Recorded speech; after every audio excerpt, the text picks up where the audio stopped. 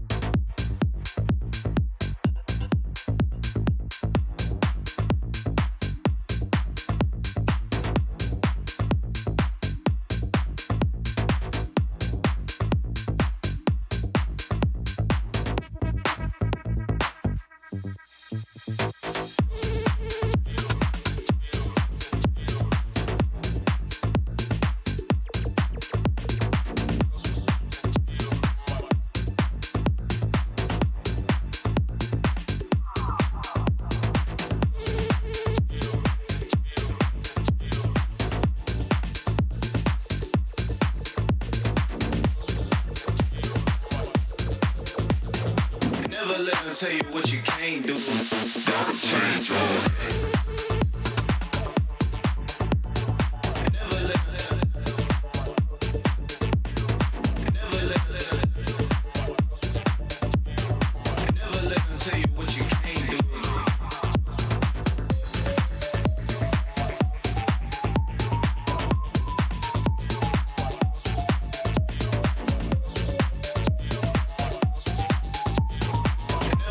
Tell you what you can't do, can't do, can't do.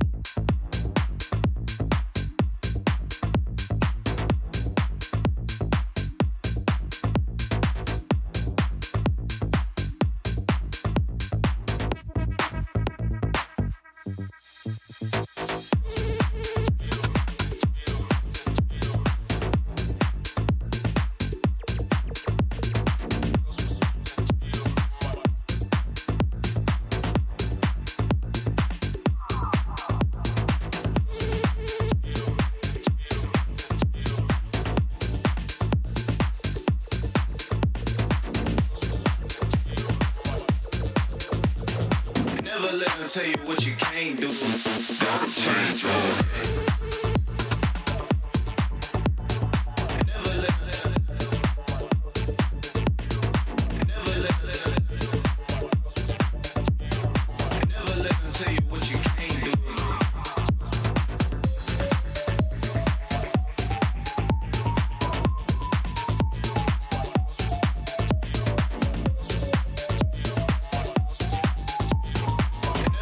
Tell you what you can't do, can't do, can't do.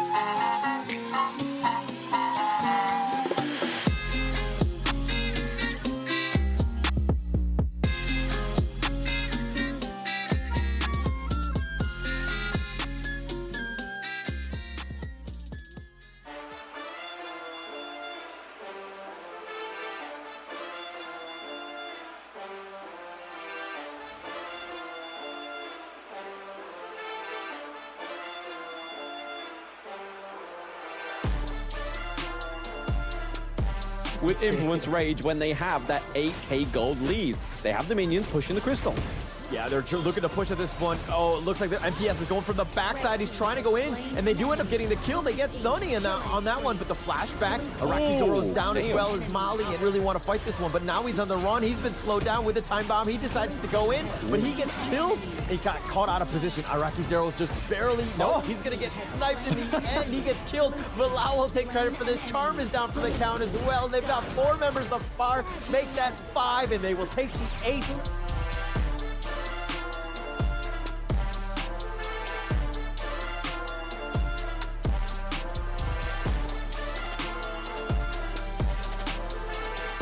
Right in under the tower. He's looking to fight this one, but he's gotten first blood. Windar J is the first to fall. Patroni's doing some damage, and it looks like they've gotten a second one. Capex is killed as well, but they get Raikou in return. Here's the death at Sunset, the meteor kill on top of this one. Sony's getting focused in, but he's able to kill it. He is, and he turns it around. Another meteor kill, the flashback, but a double kill going the way. Oh Lord, whilst they had all that downtime into the actual crystal of the side of ISG, but there we go. Blazing Sun Arrow comes through once more. He's going to be the ultimatum between taking down the higher grade Algren as well.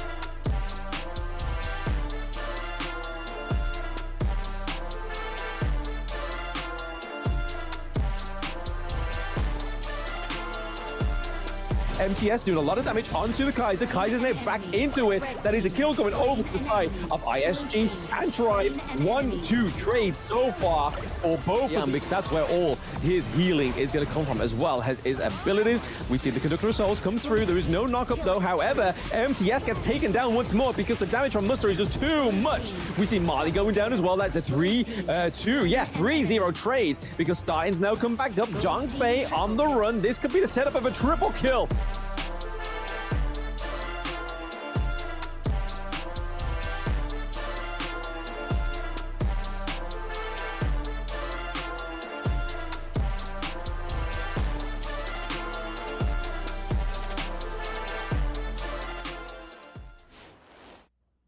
Welcome everybody back to the EMEA Play-ins 2024 Honor of Kings Championship. Today we'll be looking at the best within the EMEA region. Today you have myself, Blam, and today is not Hauler with me, it is Mr. Kin. How we feeling? That's right, it's your favorite kind of tofu, and I'm feeling great. Now, this is the last leg of the qualifiers here for the play-ins, and EMEA, a region that I think is going to be really exciting later tonight, because I feel all 3 teams very well matched against each other. I mean, we know some of the teams, right? We've seen them play before. Obviously, Major Pride, we saw in the open region, had a fantastic run, only dropping 1 round in the entire of the open season split 2. And then obviously Vitality, we've seen in season 2 Invitational, and then EWC. And then Virtus.pro, they tried their best within that last chance qualifier to get to Riyadh, but unfortunately was beaten by Weibo Gaming. So again, it's going to be nice to see the improvements that these players have had between then and now. That's right. Now, all these 3 teams, they have been close to the markers before, and it would sting to kind of miss the mark again, right? So today is a really important day because this is going to set the advantage for them as we head into the final stages of this play-ins. Yeah, I mean, the best thing you could hope for any of these teams is that there's a few, like, 2-1 scores coming through with some of these battles, right? Because if there's a solid 2-2s going all over and you've been on the receiving end of those, you're then going to be 4 points behind as you get into day 2. But they are the teams here, Virtus.pro, Vitality, and Major Pride. All these teams have a little bit of a weight behind them here, right? They have Major Pride, the only team that may not be the ones to get through to the play-ins, who got all the way from the Open Series, because Influence Rage and Fearless Esports Hong Kong was able to. Vitality having to come back off of not the best performance from EWC, right? And then Virtus.pro, obviously the only loss that they have had so far is just at that last chance qualifier. So they now have another chance to prove themselves to be the EMEA Masters. That's right. They have missed the mark before, they felt the pain, and today I think they want to come out swinging, right? They want to show us that they are the best, they deserve this slot as well, and they definitely want to go into the playoffs in Indonesia. Now let's take a look at the schedules here. It's going to be Virtus.pro going up against Major Pride, first game of the day. Secondly, they will be having three games actually today. Virtus.pro will be going up against Vitality, and once again playing the second round against Major Pride. Yeah, look how easy Vitality get it today, right? They get one game halfway through the day, and then they're like, hey, my job's done now. I'm just going to go and chill, or it's, oh, we've lost our first game of the play-ins, right, against Virtus.pro. So just as equally tough for Virtus.pro because they have all 3 games today. So that means that in terms of the matches they have tomorrow, won't be as many, right? So they have to make the most of this day 1.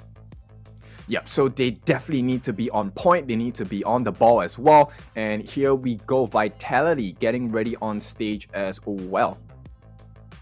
Yes, this is a familiar roster. Obviously, we have a little bit of a difference now. The support player is no longer Benji. Benji is a substitute, and we have Winter on there. So it's going to be really interesting to see how this kind of makes the difference of the chemistry of the team, right? This is a new player coming onto the global stage for the first time with Team Vitality. They still have the same coach as well. So I can imagine there's been a lot of preparation for this team to get to this point. Yeah, exactly. Every time there's a new change in a roster, things will go through a shakeup, right? Because now it's a new person to communicate with, it's a new person to kind of draft with, and play styles might differ. But at this point, I believe they should have the synergy. I mean, we've already seen them play at the Esports World Cup, and while their performance wasn't what they wanted, I think today we might get to see what kind of a sauce they're going to bring into the battle today.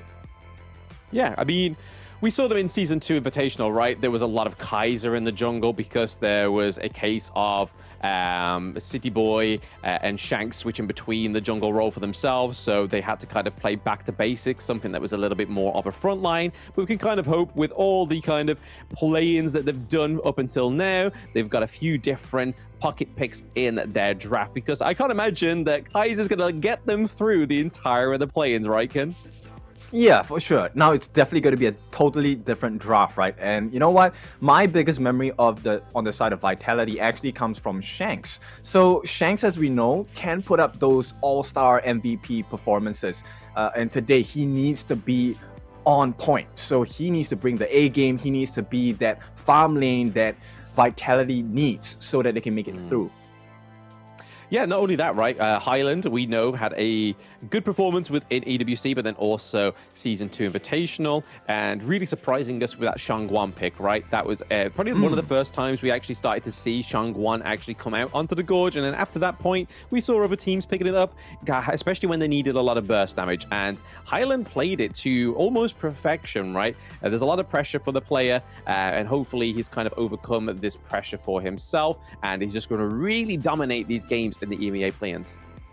Yep, if you take a look at the face of the coach, I think she feels pretty confident as well. So this is a good sign for the side of Vitality. Of course, you know, no biasness here. We want all 3 teams to perform. But end of the day, it is a competition, right? So it is strongest, survival of the strongest. So at this point, as long as they're able to pull their weight in their individual roles, it should work out for them.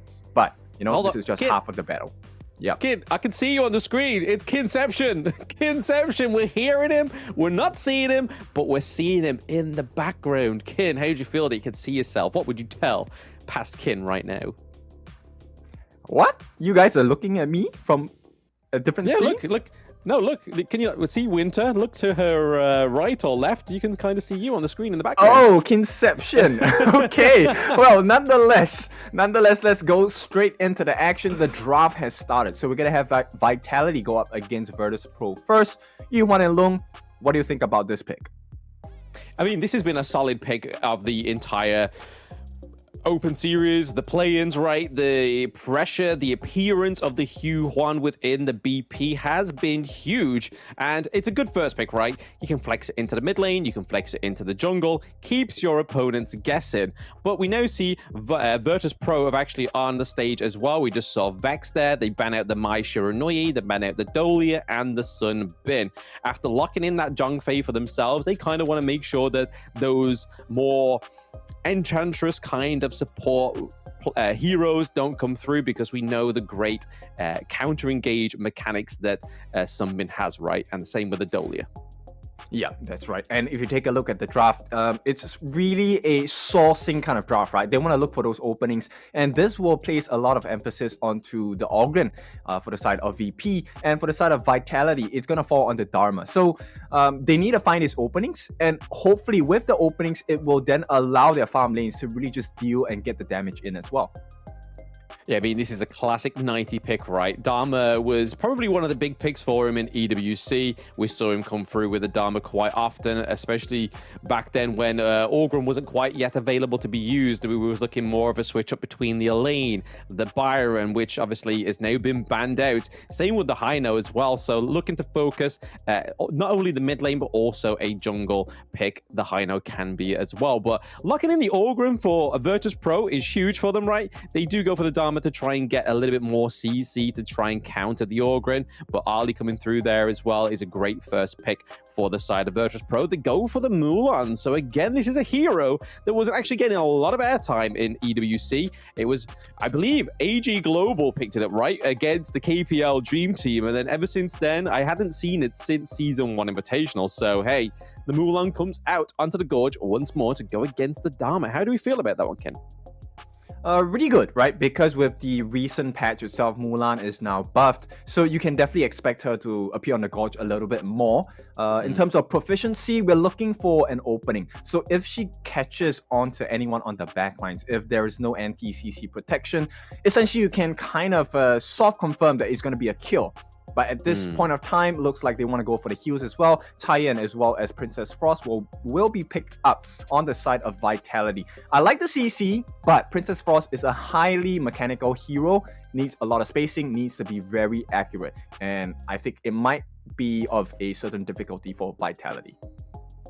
Yeah, I think they just want to go for quite a bit of sustain, right? Because, I mean, they have the sustain from the Huan, they have it from the Taiyan as well. And kind of pairing that with the Lung and the Dharma, you can kind of see a little bit of a hyper carry strat going on for the side of Team Vitality. Whereas over to the side of Virtus.pro, they're going for some really solid picks like the Orgrin, like the Ali as well. Some really good high appearance picks. It just all depends on how they play it and seeing how, if Mac can actually match up to Shanks' performance, right? Because with the Ali being a late game hero, you need to make sure that resource acquisition is something that you do quicker than your opponent.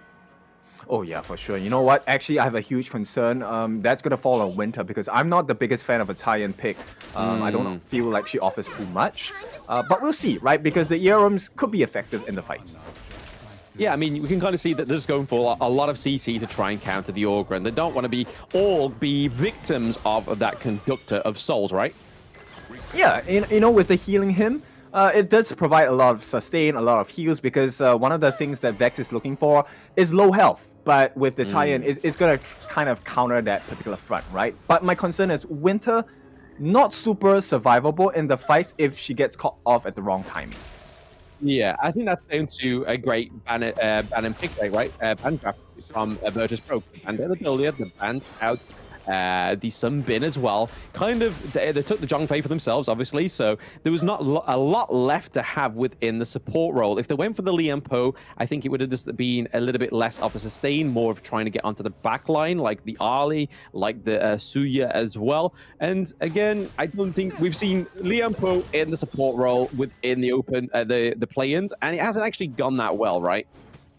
Yeah, but at this point, we'll see how it goes, right? Because we are pretty neck and neck, a slight advantage here going to the side of Vitality at this point, as the knockup does arrive for the side of VP. Now, VP, they're known as a very aggressive team as well, so let's see if they're going to pull their weight for this one.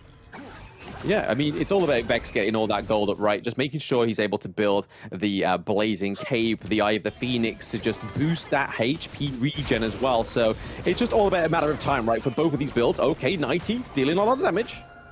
Yep, that's a good poke, right? And this is exactly what Vitality needs to be doing at this point. They will suffer from an EXP deficit because Prince should have it down. The passive coming in, the Sanctification, going to allow him to be much higher level than your usual mid laner.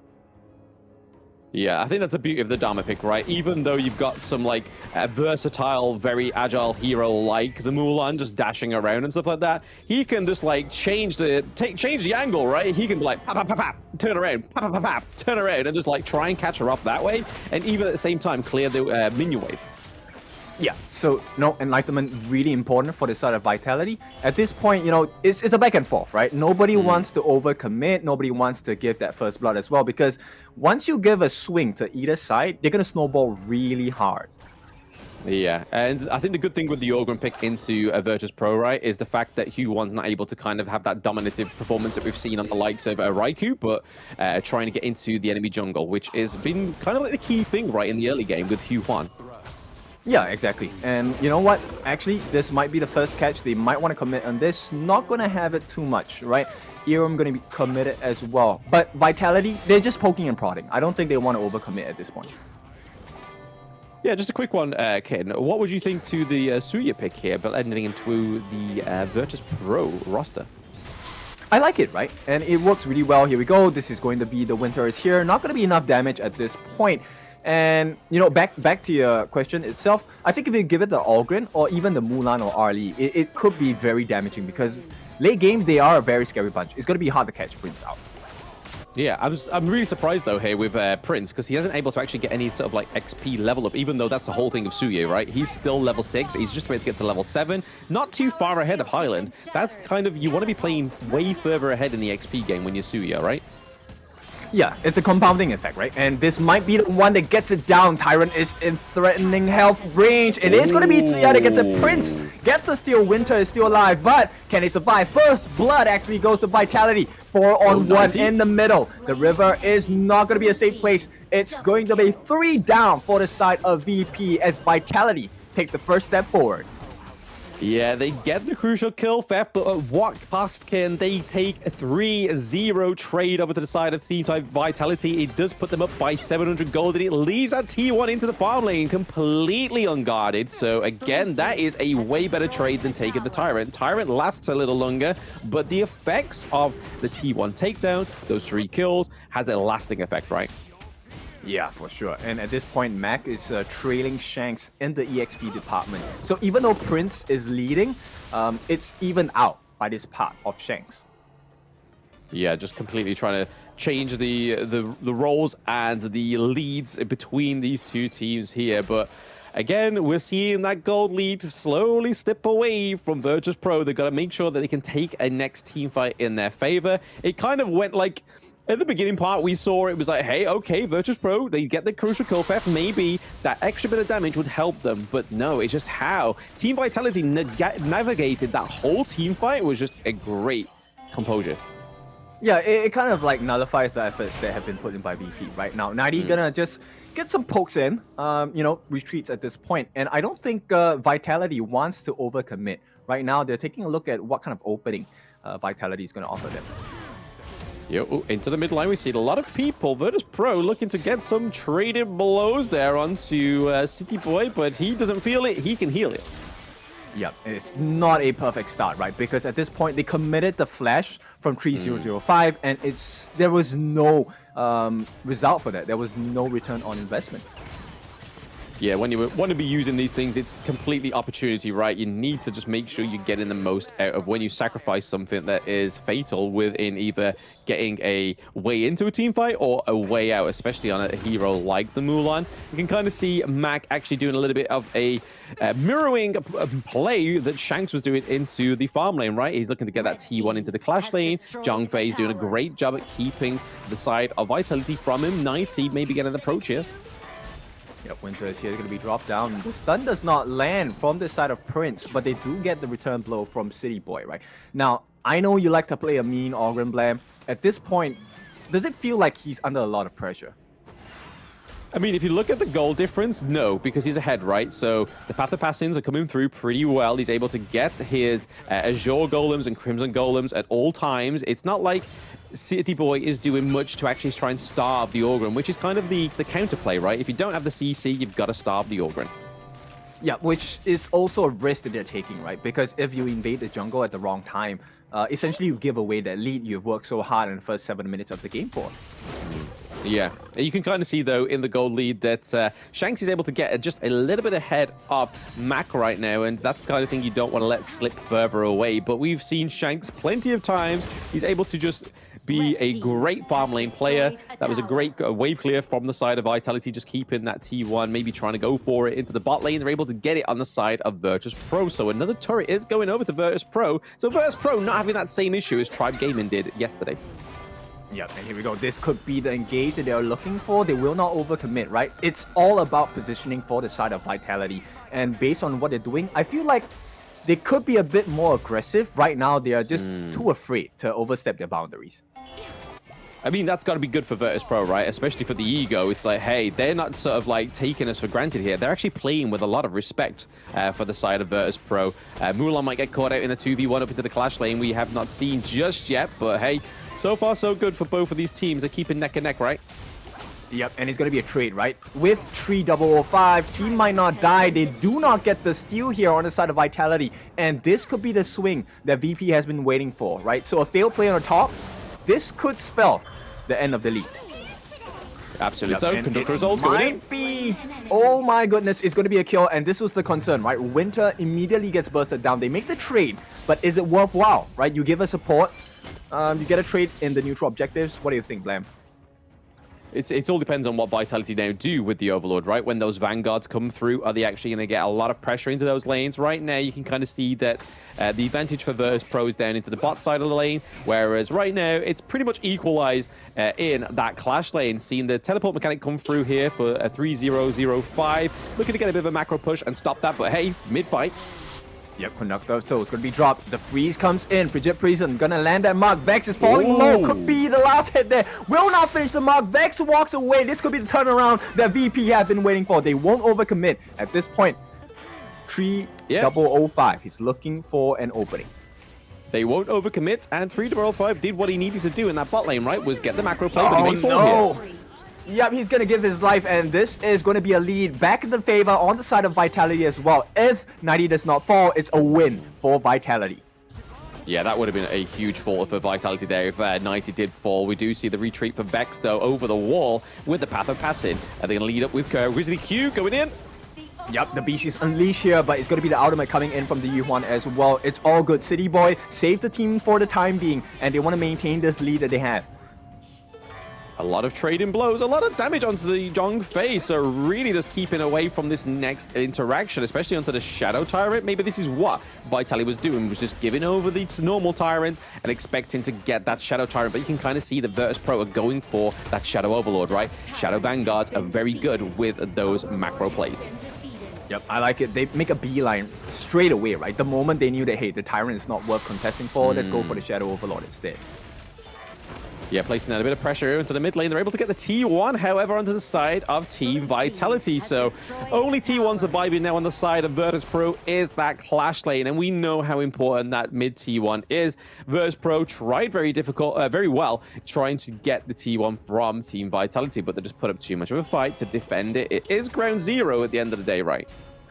Yeah, so map advantage slightly towards Vitality once they reset the waves, right? At this point, Shadow Overlord, Shadow Vanguards, they're coming down. I don't think it's going to pose too much of a problem, but based on how VP rotates, we'll see. Yes, so far we're looking at that goal lead, and it hasn't actually flitted too much between these teams, right? And I think that's the blessing for Virtus.pro right now, is the fact that they haven't lost a huge goal lead. Because if that's the case, Team Vitality will be clapping back. But here it comes. The Winter is coming, is laid down. Vex is falling low. It's a Rampage coming in. They're going to start the fight perfectly on the side of Vitality. They get the kill. Now they are going to reverse that wave. And right now, it's just pressure all across 3 lanes for the side of Vitality. This was the problem that ISG had yesterday, right? When they went into team fights, their opponent's Influence Rage was taking out the Ogryn straight away. And that's kind of see what you're getting here from Team Vitality. They're focusing the Ogryn, so they don't really have much of a front line. Grizzly Q is always been used as like a second engage, or maybe trying to just catch off the rest of Team Vitality when they're not expecting it. Maybe not being used in the best way, but for now, let's see how they do without the Ogryn. Ogryn now back up. They've got to try and get some defensive measures here for VP. Okay, so gold advantage still definitely in the side of Vitality, right? But EXP-wise, this is the benefit of having Prince. And here comes Vex. He's looking for an opening on the back lines. It is not going to be safe. U1 ultimate going to be dropped on the side of City Boy, but here comes the kill. City Boy, the first one to fall in this fight as VP. They lay the damage in. Here comes the jump as well as Grizzly Q. He's looking for more. Jumping the back lines. The Organ Vex is going to back off, but it's 3 kills for the side of Virtus.pro, and this is a huge turnaround for them. 90 trying to chase on for the kill as well. Vex caught in no man's land at this point. All he needs to do is to run away. No power passing. He will be taken down. Shanks once again. MVP worthy performance as they take the win in that team fight. Yeah, that infinite vastness coming through at the right point, right? Just get Shanks out of there, and then Shanks can then just get back in when he sees fit. And right when 90 was taking the chase onto Grizzly Q and Vex, he was like, hey, I'm coming back in there, boys. Don't worry. I've got the damage. And you can kind of see within the itemization, he's got the Starbreaker, he's got the Eternity Blade, he's got the Master Blade, and he's got the Siege Breaker. So there's a lot of damage coming from Shanks, and it showed there, just decimating Vex in a few blows. Yeah, and this is really important, right? So VP at this point, I think what they need to find is to try and access the backline. They need the backline dive. Grizzly Q is in charge of this. Here we go, City Boy, once again getting caught out. Does use the Unending Sorrow to get out. Melody of Peace, actually. And at this point, it's all about map control, because in the next 15 seconds, it's going to be the Shadow, Overlord, and Tyrant pick again. Yeah, you can kind of see a bit of a rat race going on right now. You can see the Vitality have gone for the Clash lane push, and you can see that 3005 has gone for the farm lane push. So trying to get that trade for the T2s across the map is probably the best play here, right? Rather than playing it defensive and then losing everything, you're gaining something. And looking to take that Shadow Tyrant, they're able to. Shadow Overlord here, going to be contested for Vitality. Yep, so Vitality, they know what's at risk, but this opens up the map. 3005, he's gonna get that T3 on the bottom. Is this a mistake from the side of VP? Oh! Well, you can kind of see what Team Vitality wanted to do there, right? They wanted to get the Overlord quick enough so they could negate 3005's push into the bot lane, but they weren't able to get it quick enough and set it up quick enough. All right, the Beast is going to be dropped here. This could be the big fight for the side of VP. They've been looking for this the whole game. 90, the first one to fall. He is going to be low on health as well. Winter going to be silenced, taken out immediately. Highland on the back line is getting caught out by Mac. Mac is just all over the place with the lift step as well. And they clear out majority of the team, only losing 3005. City Boy left alone to his own devices at this point. You have the Shadow Vanguards, you have the Shadow Overlord, but it's not going to be enough. Grizzly Q gonna keep him in place for Vex. Vex looking for the powerful passing as well. He's gonna try. He's buying time, City Boy, but that's all he's doing at this point. Because here comes a Mac, and it is gonna be given to Grizzly Q. Unfortunate there, but VP take it all. Absolute Mac attack, right? He came out of nowhere. He literally saved that whole interaction for the side of VP. If it weren't for that, putting the pressure onto Shanks, Shanks could have completely dominated that, right? He took a lot of blows in the early team fight, but was able to get the infinite fastness to get out of there. But Mac was just like, hey, buddy, where you going? I'm going to catch you. And that was the best part of the whole thing for VP. Able to take that fight, take it in a really good nature, but Vitality had the Vanguards, right? So they had the added pressure of making sure that not all the side of VP died, because if they did, those Vanguards could have taken out that T2 into the mid lane, or even the high ground turrets into the Clash lane. But a really good play there that set up the whole thing thanks to 3005. Giving props over to VP right now. Oh, look at that. And this is where Prince is showing his value, right? This Zia pick so big at this point. Giving the sanctification over to Mac. Look at Mac. He's level 17. And as of now, based on the last fight, you know they can't handle this Mac. He has his software upgrade at this point. Yeah, no, the extra attack speed, right, is going to be absolutely fatal here. But okay, 90 goes in. Yep, the knockback, and they're gonna try and lay the pain, but the Beast is dropped onto the Gorge as well. They're chasing in. Shanks running for his life. They will try to push him away. City Boy trying to protect his farm lane as well. Infinite Vasa's gonna be dropped, but on the backlines, 3005. He's gonna just push them away, kite them away from this T2 in the mid, and VP just decimate that structure. Yeah, I just had a mid-4 in the game, right? Maybe the Taiyang wasn't the best pick. Maybe the Shuangsu would have been better, right? Especially the counter for the Zhongfei with the big Embridal Outrage, the CC immunity could have stopped a lot of these team fights going up into favor of VP. What do you think about that? Yeah, I think it's a missed opportunity there, right? But you can see where the merits of the thought process was, because they need to survive Vex as well. And Vex, he does damage over time, especially with the path of passing, the Depth's Precipice as well. So the heals does provide a counter for that, but nobody addressed the fact that Mac was just a pain in the rear areas of Vitality, literally. Yep. Literally, Mac Attack. I'm rebranding it. Hashtag Mac Attack for the side of VP. Already getting ahead with the gold now. So I think for the first time, they are now ahead steadily by about 1.4k. So that's a kind of lead that they want to get from Team Vitality. They want to make sure they're putting the pressure on in the right places. Yep, the next fight is going to be huge for the side of VP if they can take this. They are going to try and bait this Shadow Tyrant, right? They want this fight. So Vex, I assume, would be very patient with this. Yeah, very, very patient. It looks like they're trying to bait it with the actual Tyrant, but going for the Overlord, I think that's a really good, like, switcheroo, right? That's really well played by the side of VP, using that double smite to their advantage. I don't know who they've learned off VP here, but they're playing a lot better than they did in the last chance qualifier. Yep, Vitality blindsided by that play, and now the pressure is on VP. This might be the game-winning moment for them. Yep, I mean, it's looking like a setup, right? Hopefully they can just follow through with now they have the Shadow Overlord, the Shadow Vanguard, just getting that macro play and just making sure they make the best out of these next few team fights. Waiting in the bush here is 90. Yep, Grizzly Q, he doesn't care about that damage. Look at that, they're tickling him at this point. And Shanks, that's just one hit, guys. That's just one hit coming in from Mac. Yeah, they say the truth hurts, right? But at that point, Grizzly Q's just like tickling and just jiggling. It's like, oh, yeah, the truth actually tickled a bit. Yep, and at this point, VP, they're looking for the opening. Vex is just handling two members on his own in the mid as well. They will get rid of that Shadow Vanguard and Overlords at the top lane. So Vitality, they survived the first wave. They survived the first wave, but what's looking even more meatier for me is that Tempest Dragon, right? If Vitality are able to survive this barrage on the base with the Vanguards, we could be seeing a Tempest Dragon come through in game one of day one. Okay, the beast is going to be dropped. Grizzly Q, this is not the way he wants to start the fight. Universal Law going to be laid down, but here comes the Flaming Palms. What a hit! And Shanks, they make a survival play there. Instant kill coming in from Shanks. What a play. Yeah, I think that was a nicely timed kill onto Mac, right? As the Tempest Dragon is up in 18 seconds. Mac is down for a further about 10 seconds between the spawn and the Tempest, which means that Vitality could get a really good head start onto the Tempest or even bait a team fight. Right now, they kind of want to make sure where they're going with this. Yeah, and oh my goodness, the Rampage comes in. Shanks gets the kill. Vitality, they get on stage here. They're performing all their best at this point. Yeah, this is the problem when you have the lung pick, right? If you just try and get to the late game, you're in trouble when the lung is on the gorge. He does so much damage. He's able to use the infinite vastness to get out of there. But right now you're seeing all that pain come through from Shanks after that attack and assault from Mac, right? He's got a personal vendetta right now. Yep, look at that gold swing. Right now, it's pretty much even. It's about time for the item switching as well. This is a big opportunity for them. Flaming Palm onto the mid T3. Look at the damage they've laid down on the side of Vitality as well. Yeah, we see that Suya's laying down the law there, trying to clear the waves. They lose the higher ground turret into the Clash Lane, kid. It's looking like a troublesome end here for VP.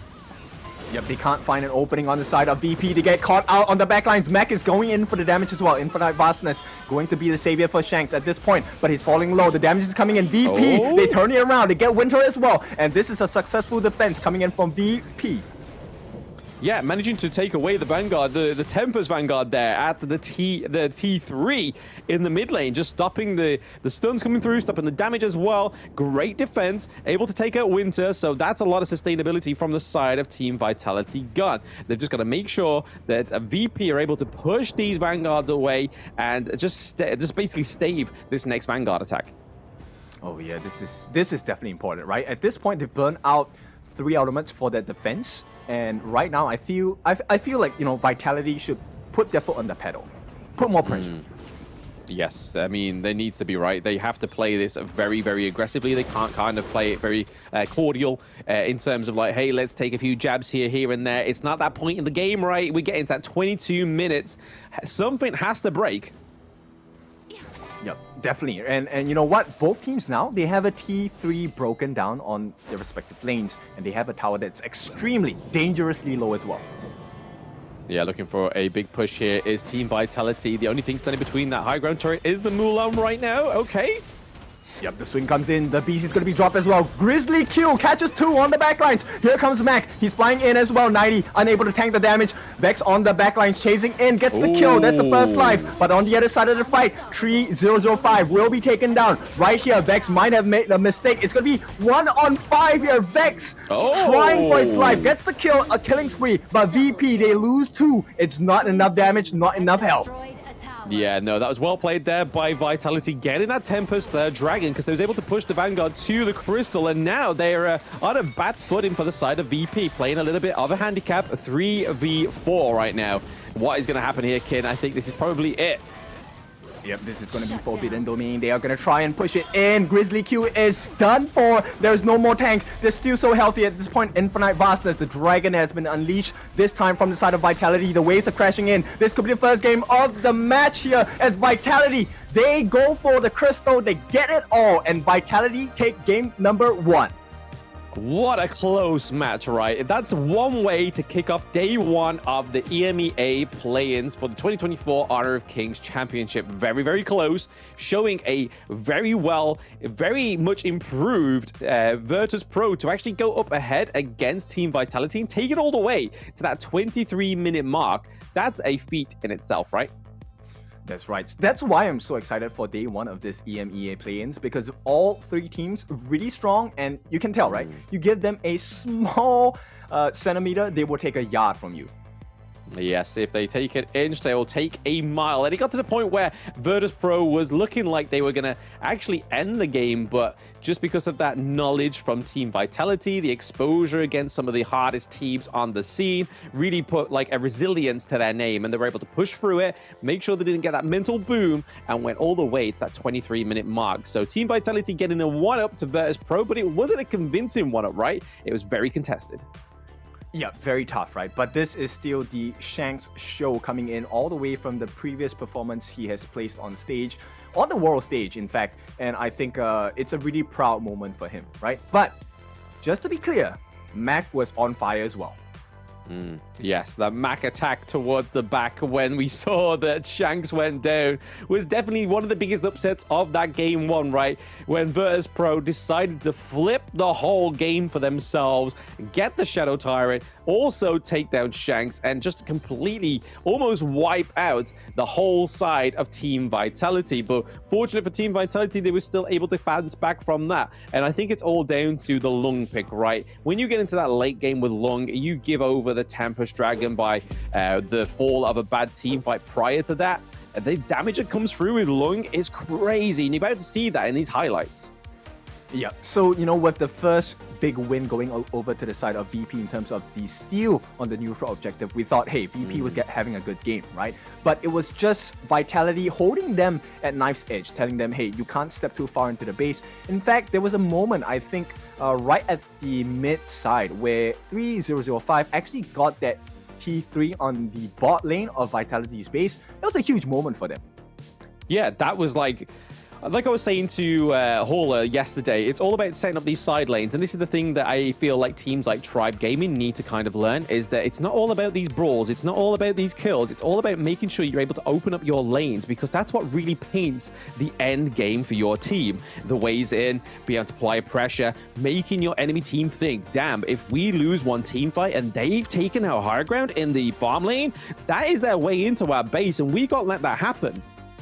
Yeah, exactly. And you know, once you have the map control, it's all about how you take the fights. And I think Vitality, they've shown championship material just by learning on the fly as well, right? You could see that Grizzly Q was always a problem when he jumped onto the backlines, but then they changed the formation of the team, and Grizzly Q was always just forced into a 1v5 on the backlines. And suddenly, the damage was coming in from the Lung, and it was just Shank's performance from day to night. Yes. I mean, I have to give props over to 90, right? He was pretty much like a knight in shining armor. That entire match, he was very resilient. He was making some really good plays with the truth mantra and just being able to keep 3005 locked down to that clash lane, which is where we saw him kind of like quiver back into like a shell, right? He was like, I can't really do anything because I'm being put into such a restrictive lane. And that's why we saw the Mulan roaming around, because he didn't want to go 1v1 against 90. It just wasn't going in Mulan's favor. Dharma had the lockdown and 90 performed it super well. Yep, he also caught Vex a couple of times, forced him into a very unfavorable 1v1, right? But with that being said, it's just game one. There's still more to come, so we'll take a small break. When we're back, let's see if VP can come back and be resilient.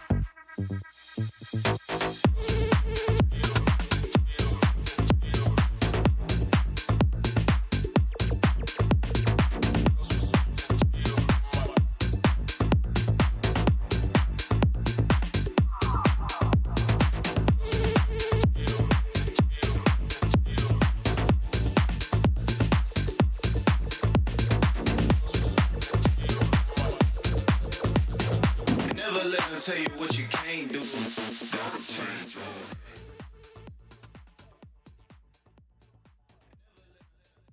Welcome back. It is a very tight game now between VP and Vitality, and we are going to go into the second game of this best of three. Now, Blam, I think this is one of the closest games we've seen throughout all the three regions play-ins. What do you think about it?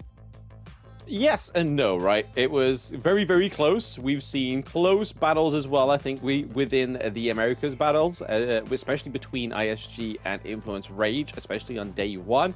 Maybe not so, but the Pacific, right? Pacific was pretty much a stomp. We know that. The chat knows that.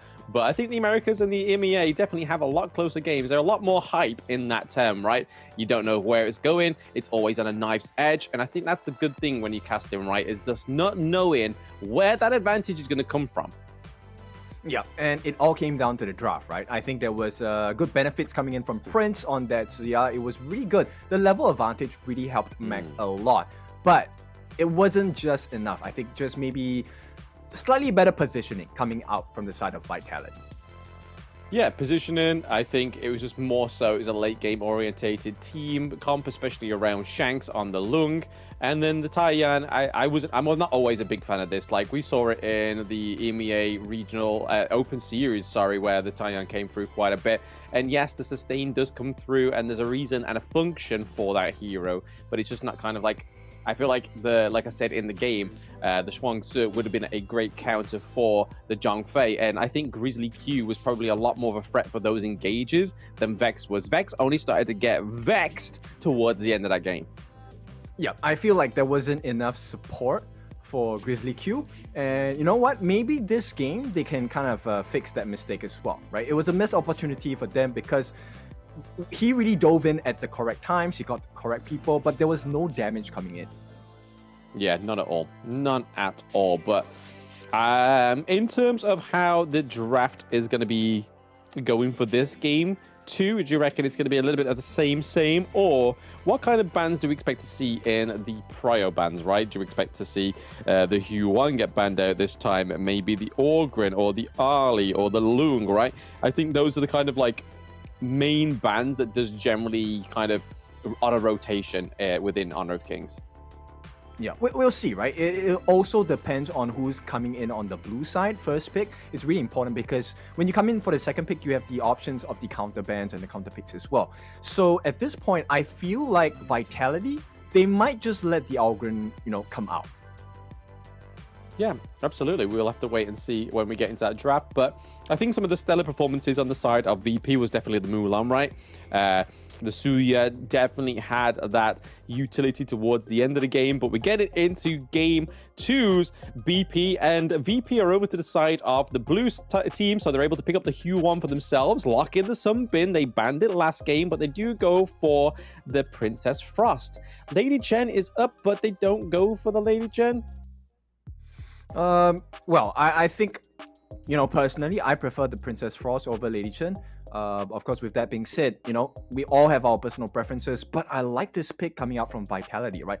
Heino, very good against Yu-1 as well. It kind of forces her to have a very premature ultimate because of the constant wear down he has from that Scepter of Fate. Yeah, I'll let Hauler have a few words with you after this, Ken. He's a big proprietor of the Lady Chen and not so much of the Princess Frost, so I feel like there's a debate to be had here between you guys, and I will be the moderator, okay?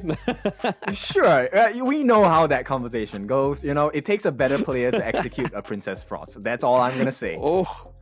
Oh, the spice! Can we get a response from Hauler quick? Stats!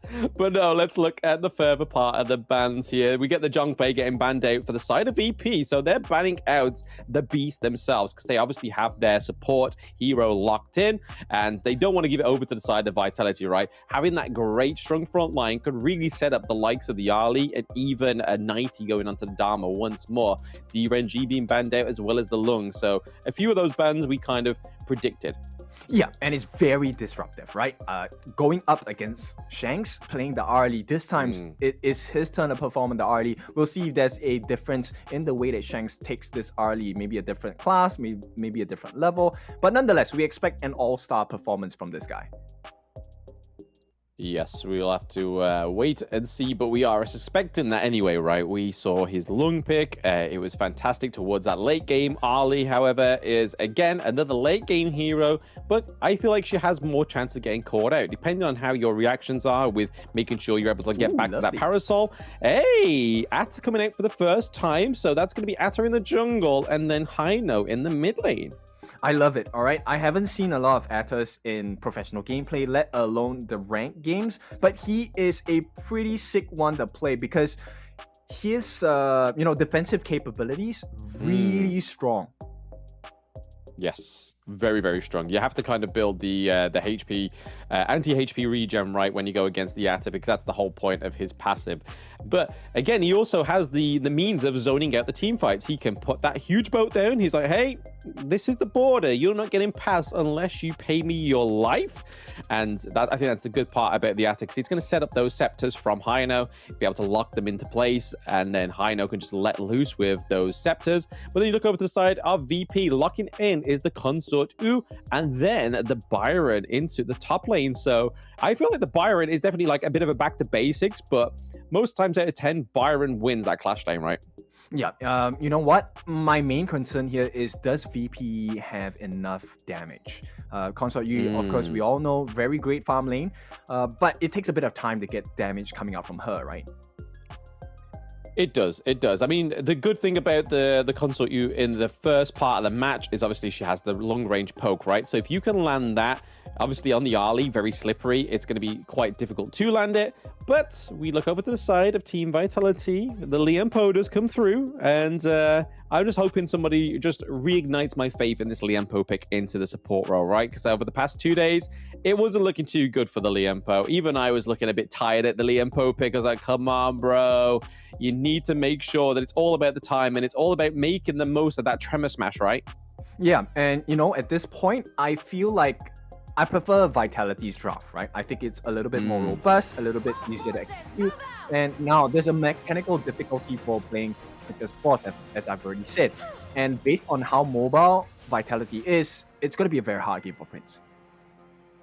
Yes, a very, very hard game for Prince in the mid lane, right? I was a bit saying jungle because I was looking at Prince and Vex, and it was actually in the right place this time, which is always a good thing for my mental state. But hey, we're into game 2, VP against Team Vitality. Team Vitality up by 1 point, but just by the skin of their teeth in that game 1. Yeah, Vitality going to have a good start in the mid lane as well, but right away we see the aggressive engage in the top lane as well. City Boy, he's trying to lay the pain. Grizzly Q, first one of fall, and Vitality, they keep up the lead from game number 1. I mean, you can't be as Grizzly on a pick like the Sunbeam, right? It's quite cutesy, it does a lot of damage, but yet you can't quite control the beast that's inside like you can with the Zhang Fei. So Grizzly Q meeting a very premature demise there, but here's that poke that I was on about from the Consort U. Just able to just get those backline minions, make sure you're not at a XP deficit or gold deficit right now, but Highland playing these scepters really well. The poke's coming through very strong. Yeah, it's a very huge peel, right? And at this point, if they allow Highland to just do whatever he wants, Prince is never going to be able to stay in lane. No, yeah, the aggression from the Hino is huge, right? You're going to have to kind of, maybe if it gets to the point where it's a bit overwhelming for the side of VP, you're going to have to just make sure that Princess Frost is just making sure that it's a utility pick. Just giving vision to the rest of your team, and just basically being a one trick, right? Just making sure that Winter's coming and Frigid Prison hits. Oh, Grizzly Q, he walks to his death here. Time Flux is going to be committed as well, but it's going to be Pain coming in from the side of City Boy as Vitality take 2 kills for nothing. In the PG-friendly version, mess around and find out was the exact cause of Grizzly Q's death right there, right? He was kind of like looking into a bush as if a bear was in there. Like, do I prod it? Do I approach it? And then got beat by 3 people. Yep, they're going to force out the Fate Rewind from Highland, but I don't think it matters too much on the side of Vitality. The rotations will come in from the side of VP. They need to look for something. They need it now. Yeah, City Boy going in onto Vex, cuts him off from 3-0-5, but 90 coming in here.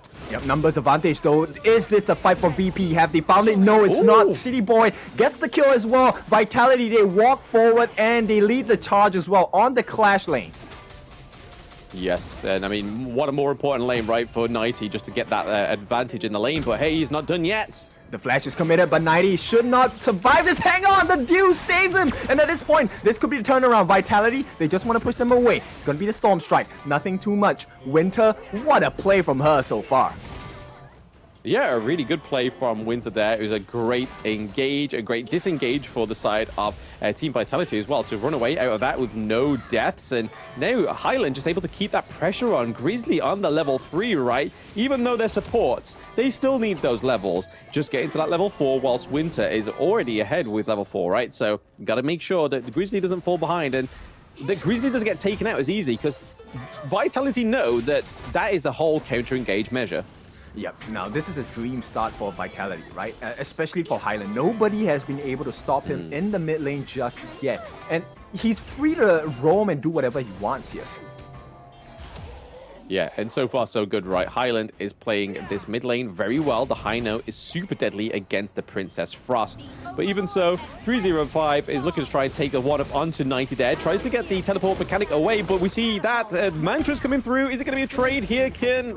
It's not going to be enough, right? So one-on-one, they take the win, so VP get a consolation prize, but they trade it out for the Tyrant. And at this point, it's still Vitality in full control. Yeah, the Tyrant for 1 life, right? Let's see if we can see that 3005 is able to get that top lane T1, right? That's the only way they can try and make this a little bit more worthwhile.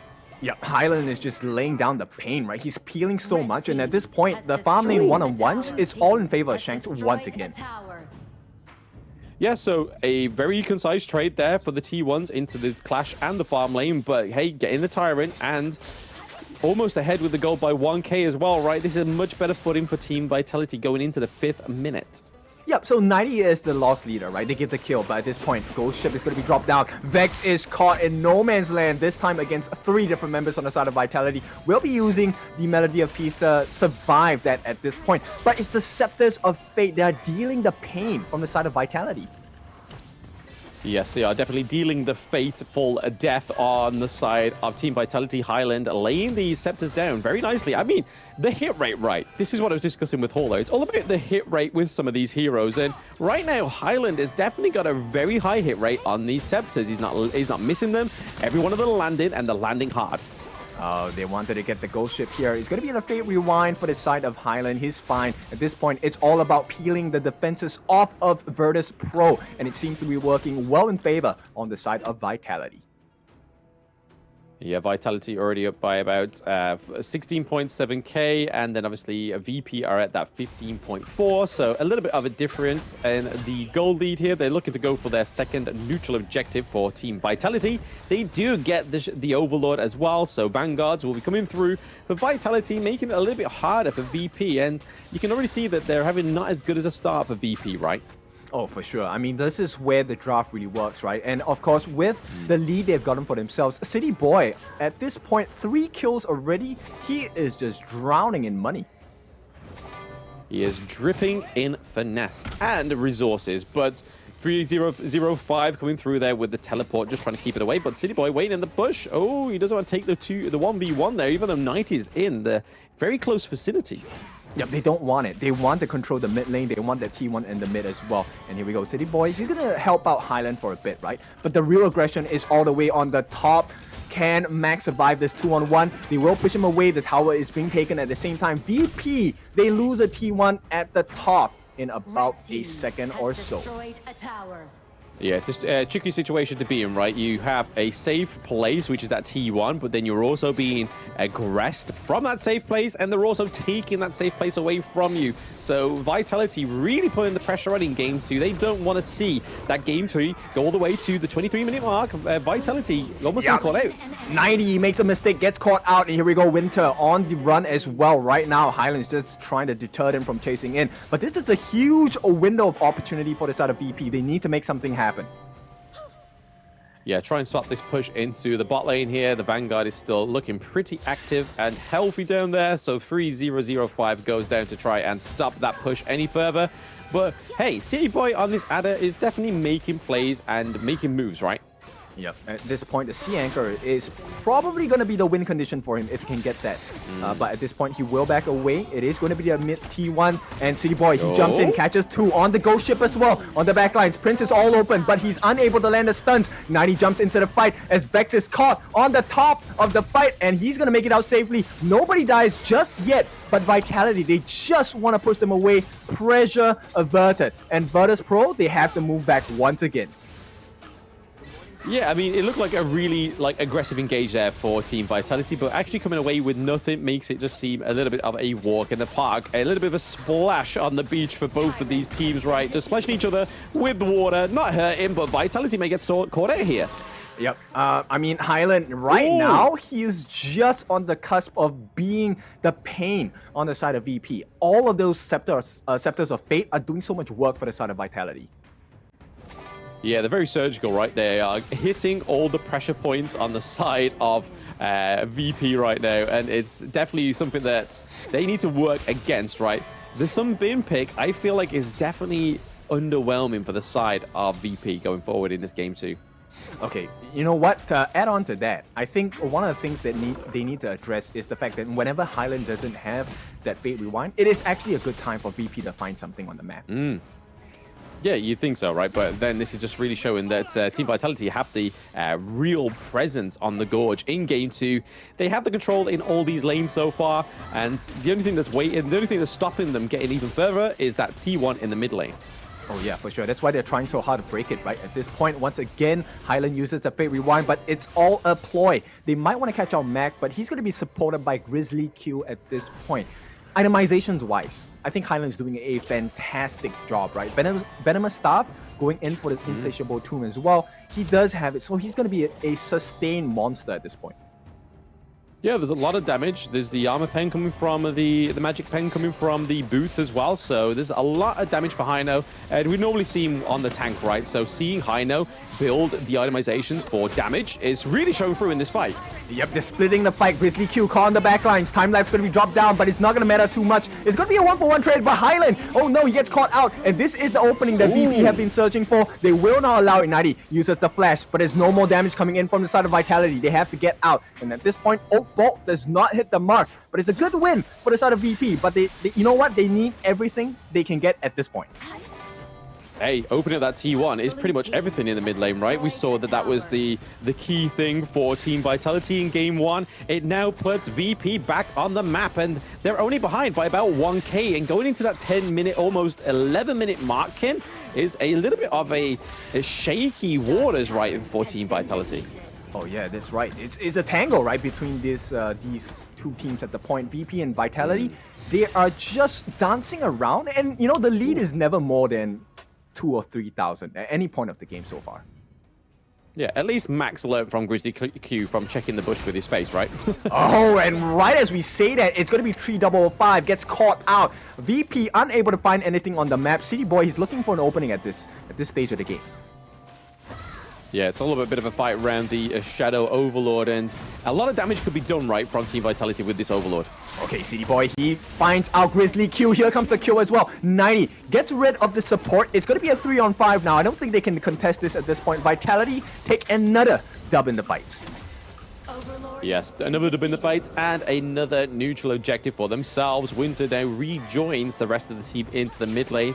Not much of a push going to happen here because they have the wave clear on the side of VP, and I think that's the only thing that's going really well for them here is the wave clear of the Hu Hua and the wave clear of the Princess Frost. It just enables them to kind of stop these leads that Vitality would normally have if you didn't have the likes of the Hu One and the Princess Frost, right? Like, they're able to mitigate and stop them straight away, which is always a good thing for you, especially when you're playing on the behind foot. Not too far behind on the back foot, but you are still playing on the behind. Yep, I would imagine it gets a bit more frustrating for the side of Vitality, right? They've been trying so hard to break down this T1 in the mid. So far, no success just yet, right? And VP, the longer time you give them to kind of farm up, it's going to be an even tougher fight in the late game as well. Yep, they tried so hard and got so far, but in the end, that T1 is still standing for the side of VP. And hey, They're now going ahead with the gold lead for the side of Vitality. They're 37.7k to VP's 34.6, so almost around about 4k gold difference, and that is now where Vitality want to be staying at, right? If they can stay at that 4 gold difference, okay, go ship them City through. Boy, he's gonna open it up, and that's gonna be Shanks. He gets the kill here, obliges to the help of the team as well. City Boy once again. Anchor Smash going to try and get a catch onto the backlines. But at this point, they don't need to get the kills. They need the map. Ooh. Shadow Overlord marching or flying down on the top lane. Finally, the T1 is open for the taking on the side of Vitality. Yeah, Vex took a little bit too much damage there, and the pressure from that clash lane means that they're able to open up that T1 in the mid lane for themselves. Winter is coming to try and stop it. Hey. Yep, jumping in, catches one with that Tremor Smash as well, but it's all about Shanks. He gets the kill. Highland, complimentary as well. 3 down on the side of VP. This could be more. Vitality open up the map as they look for the kill. It is going to be the last standing member, Prince. He's going to be joined by 3005, who just respawned, but this T3 not going to survive for much longer, as well as the Byron. He tries, but 3005, he will make it out safely so far. Yeah, I think that was a nice little defense there by the side of VP. It's the last thing they can really do, right, is holding on to that T3 into the farm lane, because if that falls, it's going to be a lot harder for him. Shanks is already trying to do a little bit poke here onto 3005. But they can't do much at this point. It's going to be a kill, and it's going to be 90. He takes credit for that. T3 in the mid being pressured as well. There's a lot of pressure coming in from Vitality. All 3 lanes are being pushed in. So far, the defense is successful, but the base is really low. The turrets are really, really low at this point. Yes, every one of the high ground turrets is pretty much holding on to its life at this moment, but all it's going to take is for Team Vitality to just reset, get a few bits of itemization, as you can kind of see here. Shanks hasn't died once. He's gone for the Shadow Ripper, Doomsday first. He has the Eternity Blade. He has the Sun Chaser, and he has the Daybreaker. He is fully stacked right now, and that's going to be hard to play against now when you're on the side of VP. Yep, 6 slotted Shanks, not a dream at all for the side of VP as they work on that Tyrant as well. It's going to be a Shadow Tyrant in the hands of Vitality. Big moment, Winter maybe looking for that Tremor Smash. She can catch out 3. She's going to jump in as well. Going to catch out 2 at this point, but it's the 2 most important members. Grizzly Q gets taken out. Vex as well on the backline. City Boy, he's taking a lot of damage, will be shut down, and it's at this point, Mac is saving the game for the side of VP. Can they deal more damage? Highland with the Fate Rewind, they do get that successful retreat at this point, but the creeps are marching in the mid lane as well, and Vitality, they break the base, they find the chink in the armor. Yes, they've broken the seal on the side of the VP for their base, so the crystal is wide open. In the nice mid lane, jump in. 90 gets the kill as well. Killing spree for him. He's going to trade out his life at this point. Highland, Shanks, and Winter. The 3 strong member, they will give it a try. At this point, the first life, but it's not going to be enough because it's going to be an unstoppable force from the side of Vitality. They claim the lives of VP 2-0. Yes, much cleaner game 2 from Team Vitality. A lot more aggression. Highland finally getting that kind of pick that he's able to carry on, right? Because we had the Princess Frost in game 1, which means he plays a bit more of a utility role. He plays a little bit more of a supportive backbone, whereas this time around, he's able to be the sword, not the shield. Yep, so very big plays from Highland. He was the cornerstone, right? Because they had to focus a lot of efforts on the Highland, a lot of wasted skills as well. And you know what? Grizzly Q could just not hit the mark. He couldn't hit the mark the entire game because there was not much use for Sumpin in this particular matchup. Yeah, I mean, once they took away the likes of the Zhongfei, they took it away from themselves, right? They could have gone for the Zhongfei on that 3rd pick. It was before the 2nd ban phase as well. So they take out the Zhongfei, they go for the Sunbin. And when you go for Sunbin and only really have the Byron as a front line, it's hard to kind of come back from when your Byron is gone down. You kind of counting on the Hue 1 to be around you to enable to sustain. But then there's nothing really else in terms of a backbone, right? There's nothing really on the side of Virtus.pro that can fall back to, and that be their support. Yep. You know, Vitality, just a more sensible draft coming in from the coach as well, right? Winter, she really impressed me a lot because she did so many Tremor Smashes that made life difficult for the side of Virtus.pro. And at that same time, Shanks was just having the time of his life with the farm. Take a look at the damage dealt from Shanks. 100,000 hero damage going over to the side of Virtus.pro. That's a lot of pain. It is a lot of pain, right? Very much so. And you can kind of see here from the gold lead as well that it was always Team Vitality's game. The gold lead is way more ahead there, right at the end as well, 43.8k to 52.5, which is huge, especially when you got something like the Ali on the side of Team Vitality. And right now you'll be able to see all those setups from the Atta. City Boy really shining with this pick. Yep, a much more convincing win, right? Coming out from the side of Team Vitality. Yes, they did have a couple of mishaps here and there. 90 here with the 101 giving his life away. But it's all for the bigger cause, right? Because end of the day, they got that Tyrant. And when you have Shanks on his A game all the way throughout the night itself so far, or throughout the day, right? It's never going to be a bad result coming out from Team Vitality. Yeah, never a bad result, right? And they definitely played this one a lot better. They weren't able to go all the way to the 23-minute, which was a good thing for them because, again, it can be quite exhausting. They do have another series up next. They were looking for a little bit more of a surgical victory, and that's what they got. Yeah, exactly. 90 played his role extremely well, right? Just jumping in at the correct times to get the stuns in with the truth mantra as well.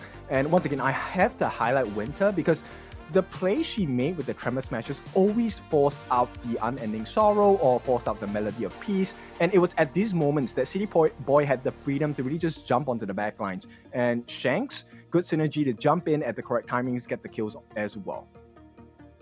Yeah, it's kind of like the dual tank, but then you also have the Dharma, right? Dharma was able to put a lot of pressure on there as well when the tanks were falling, but Highland definitely deserved this MVP. We already quoted it in the match. We quoted it straight as the game finished, but he was able to be the sword this time around, not the shield, and every time you enable Highland to be the carry, he will carry you to victory, and a more convincing victory as from game one, right? Game one was definitely a tit for tat, not the best game for Team Vitality, but then into game two, you give Highland the scepter, he becomes the sword, you get a quicker victory.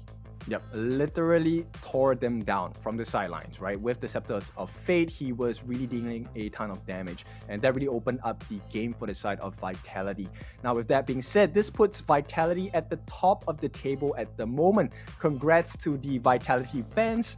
Now we will get ready for the second game of the day, but before we do so, let's go for a break. When we're back, the second game of the day, another best of 3 series.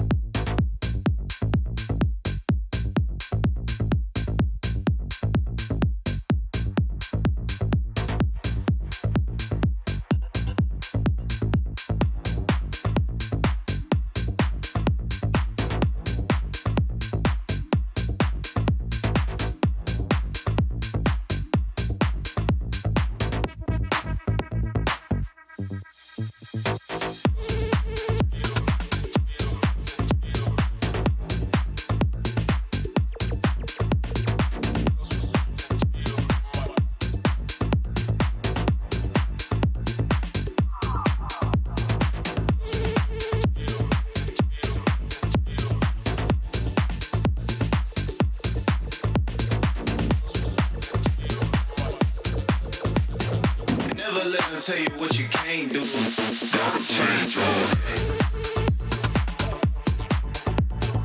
Never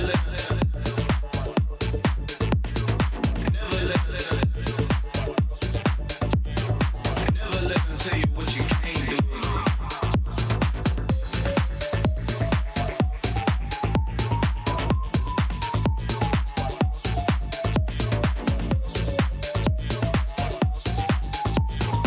Never let them tell you what you can't do.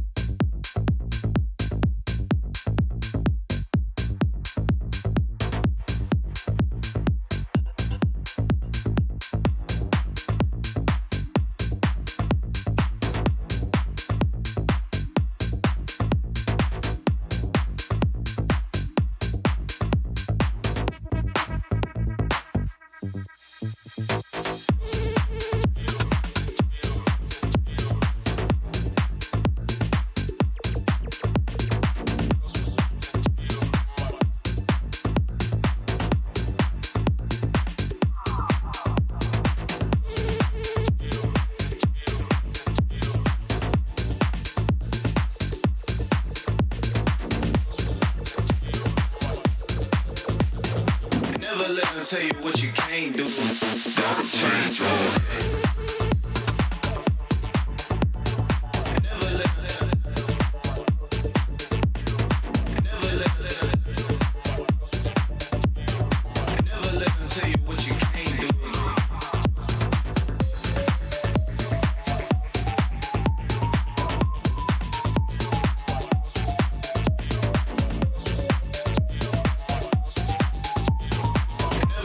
Tell you what you can't do, can't do, can't do.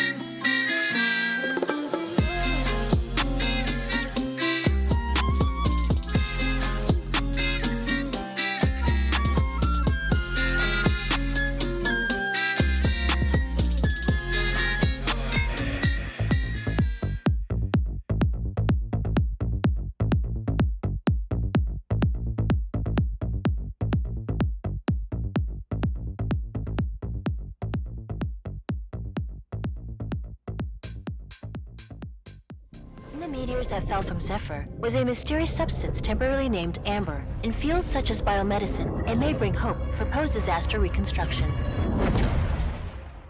The possibility that they're still alive is practically zero. This is our only chance to save them.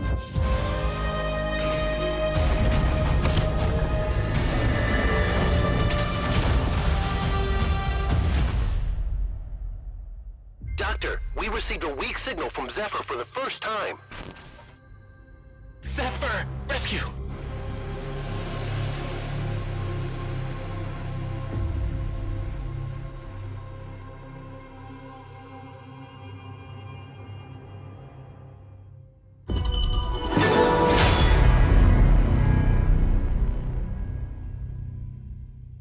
Esports, and they get what they want. Snow caught in the middle of 4 once again, and here comes the Infinite Vastness aggressively, and at this point it is a 1-by-1 they fall.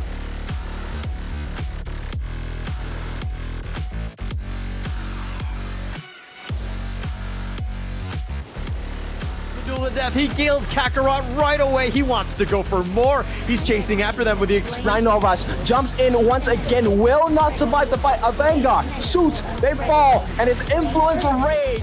So okay, caught in the middle of 4. 5 is all of Fearless Esports, and they get what they want. Snow caught in the middle. Side of Chaos, and down goes a John Face. So there is the backbone. We could still see a steal here. Who's it going to go over to? It does go over to the side.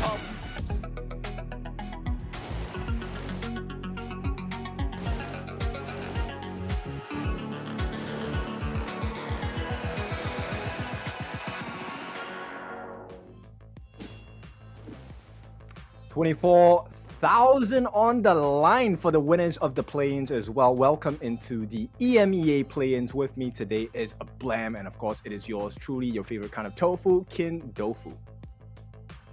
Yes, we've got already ahead of ourselves with that the match 1 of this day already. So already a 2-0 under our belts, and it was going over to the side of Team Vitality.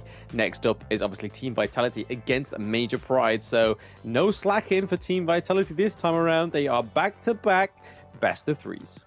Yeah, but this is a big opportunity, right, for the side of Team Vitality. If they win this, they are going to be seated comfortably on the top of the table as well. So let's take a look at the teams as they get ready. Major Pride, I think one of the big teams you were talking about for the finals of EMEA region, right? What do you think about them, Blam? Hey, they're kind of like they're my guilty pleasure, right? I've known this team since the Season 1 Invitational, and that was a rough tournament for these boys. They came into the Open Series Split 1, they fell at the semi-finals. They come into the Open Series Split 2, they smash it and get to the play-ins. This is a team that is just kind of constantly developing. They're honing their craft, and it's really commendable when you watch them just play better and better each time. So I'm hoping that we're going to see Major Pride give a really good fight to Team Vitality. Yeah, I like that a lot, right? So let's get straight into it. It's going to be the band picks phase. We're going to have the Dolia and the Algren band, this time coming in from Major Pride. Yes, so giving over the Dolia could have been a huge mistake, right? We saw it many times within the Americas regions. We saw the Influence Rage was able to pick up and coin the Dolia for themselves. But with Major Pride being on the blue side, they are going to lock in the Hugh Huan.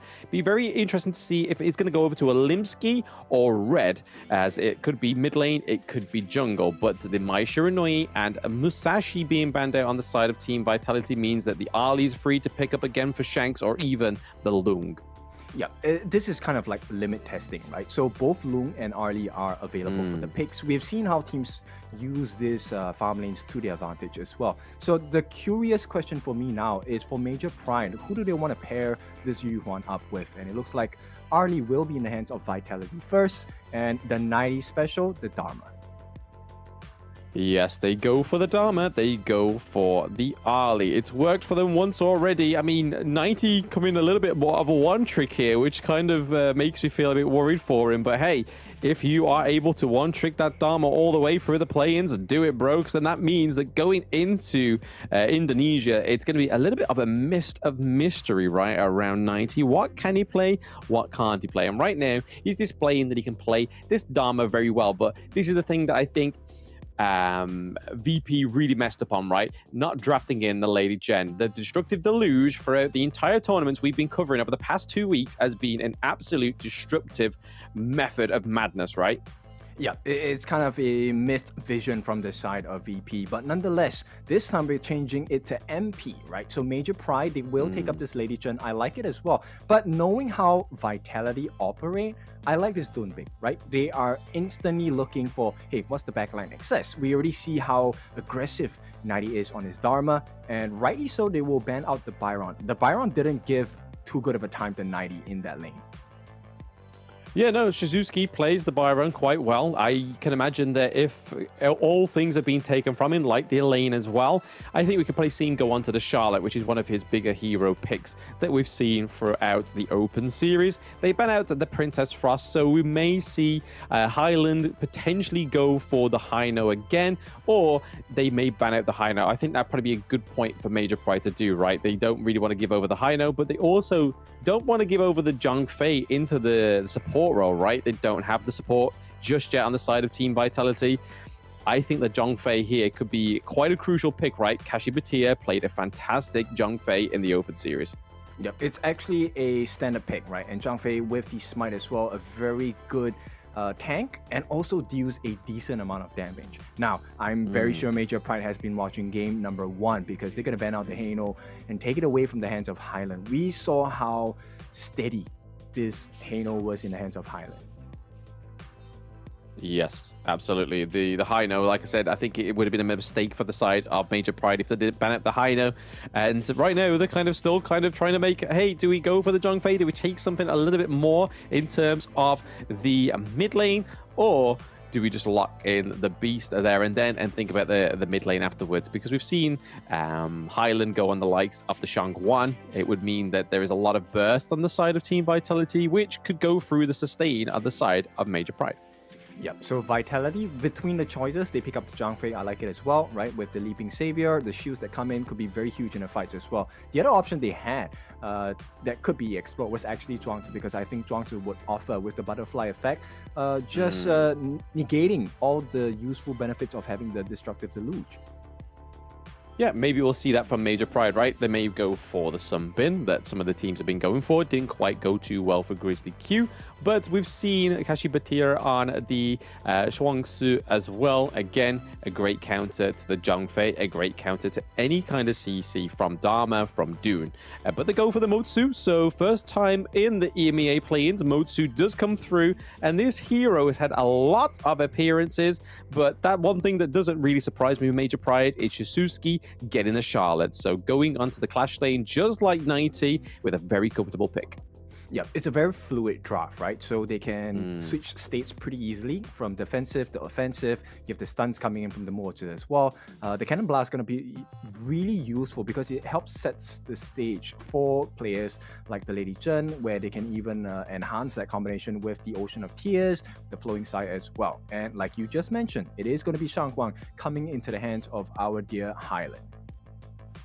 Yeah, I kind of expected it, right? I mean, with Lady Gem being taken off the board, with Princess Frost being taken off the board, as well as the Hino, there was only one real thing to go for Highland, and it kind of seems a little bit of a restrictive hero pool, right? That they're really showing on the side of Team Vitality is that we kind of know what picks they go for, and that's not necessarily always a bad thing, right? It's always about how comfortable you are with that pick and how well you think you may perform with it as well. And Vitality right now have shown that they are very comfortable with the picks that they know, but it's a very small kind of window, right? There's not much room for mobility.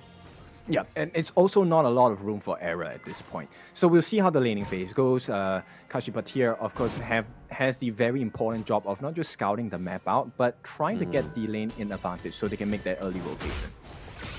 Yeah, I'm really interested to see how Winter plays the Zhang Fei, right? Because we had a bit of a mix of bag with Winter in those last two games, because she went for the Taiyan, she went for the Lian Po, right? So Zhang Fei, a little bit more different. Yes, he's tanky like the Lian Po, but a little bit more of a supportive role, right? Not kind of aggressive in terms of the Tremor Smash, getting into the back line, right? He's all about kind of trying to burst and disperse the team fight.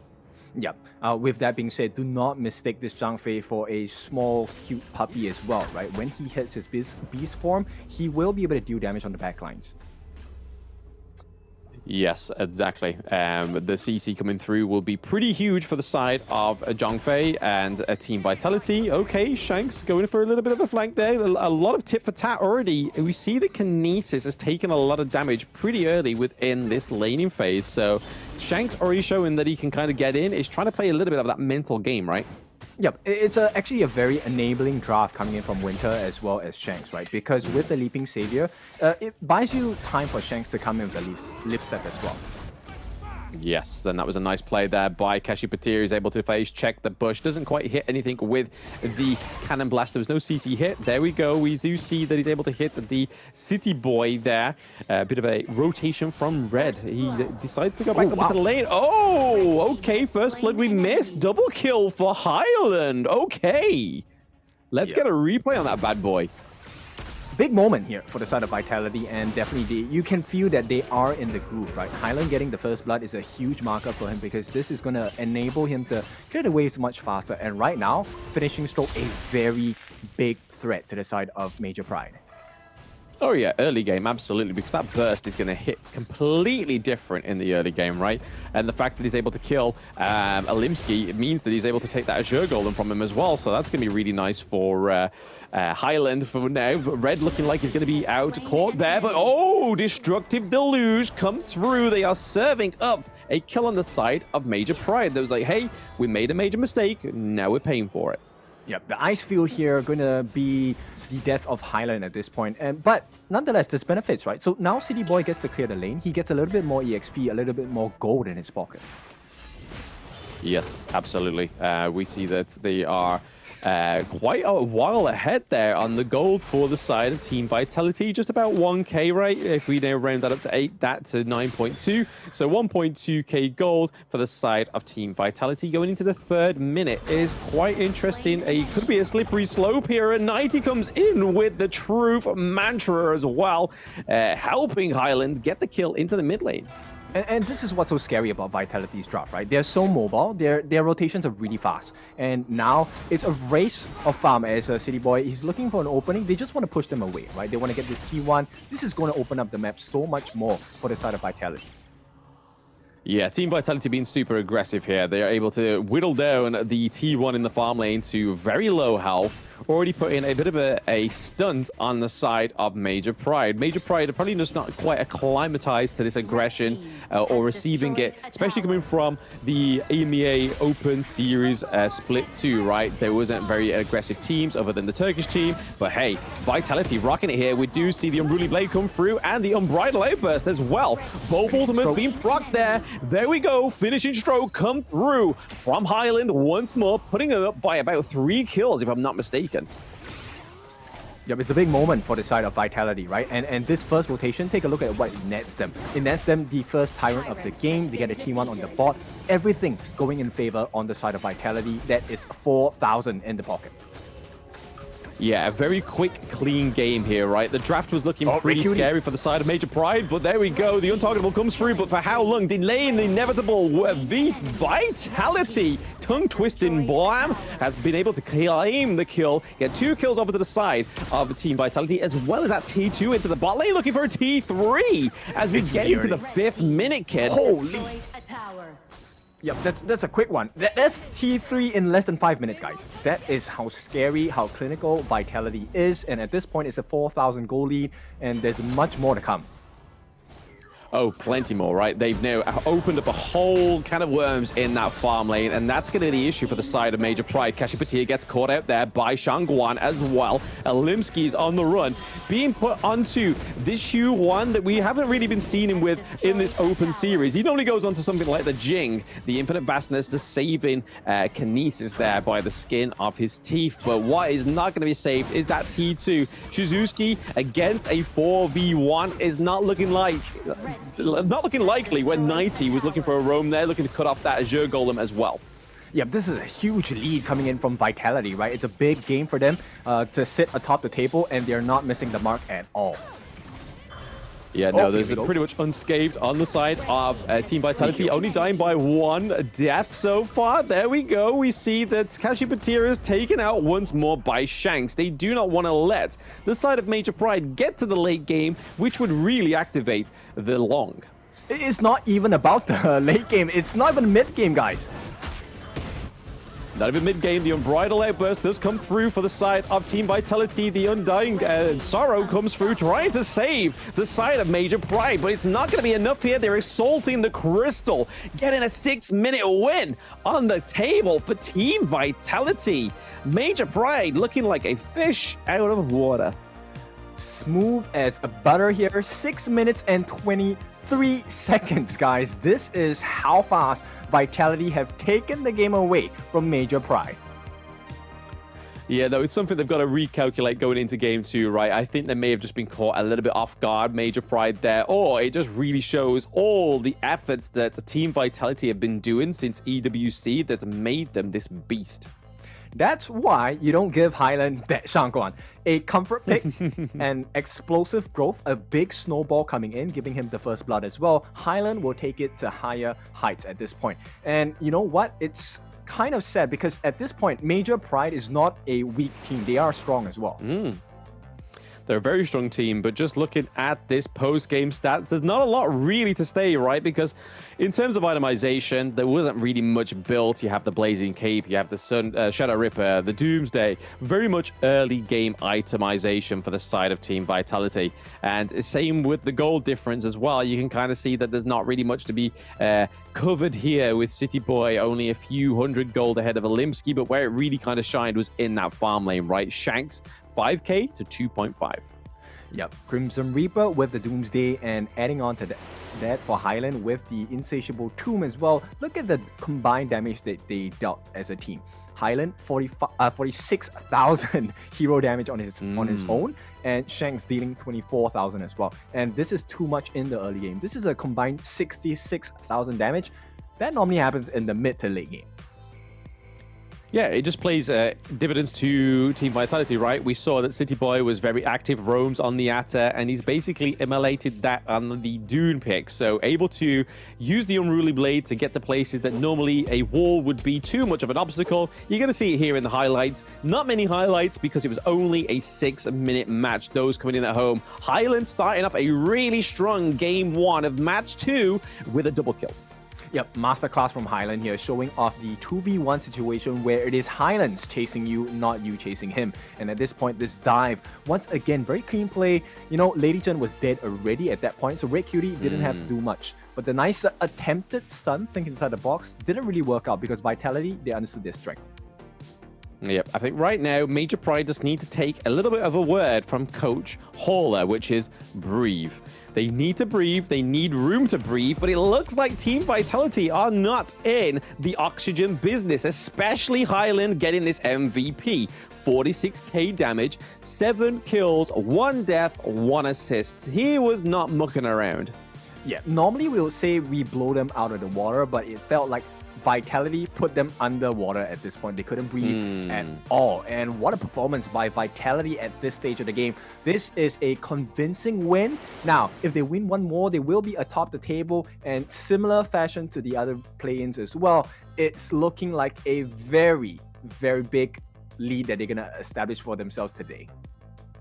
Absolutely. Let's not get ahead of ourselves. We've still got a game 2 between Major Pride and Team Vitality. Hey, Major Pride could have just been doing a little bit of a research and development game, right? Being like, hey, we've never scrimmed against them. We're not too sure what's going on here. But what we are going to do right now is just take a short break to see if Major Pride can come up with some major advantages against Team Vitality. Don't go anywhere.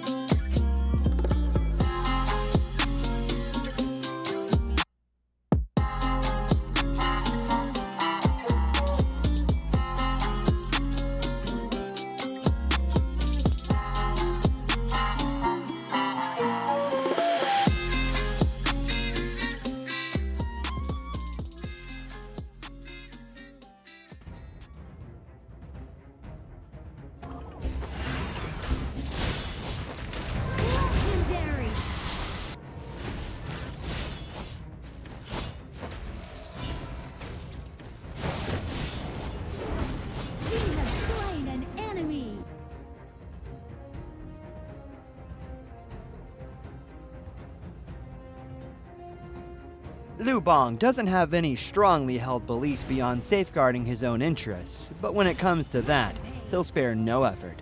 This is his passive skill, which automatically grants him a stack of mark every second. At a certain number of marks, he gains an enhanced basic attack. This is his main damage skill. It enables a shield that deals damage to nearby enemies either when it expires or when he manually disables it. His skill 2 provides movement and crowd control, letting him charge forward to damage and stun enemies in his path. Lubong's ultimate is a teleportation skill. It provides the selected teammate with a shield and after a short delay, teleports him to the teammate, restoring health to teammates within range. Upon arriving, Lubong also gains an extra movement speed bonus. Notably, the longer he channels for, the stronger the shield and the greater the magical damage dealt by the teleportation. This combo is great for protecting teammates that are being overwhelmed. First, select a teammate to provide them with a shield. As he starts channeling his ultimate, activate skill 1 and wait for the channeling to finish, or tap the ultimate again to teleport.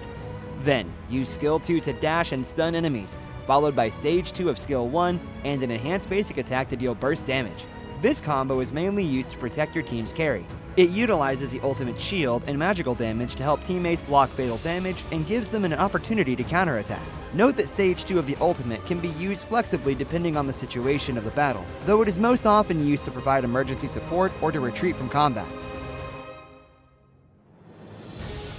At the start of a match, Lubong can choose to clear his lane with skill 1.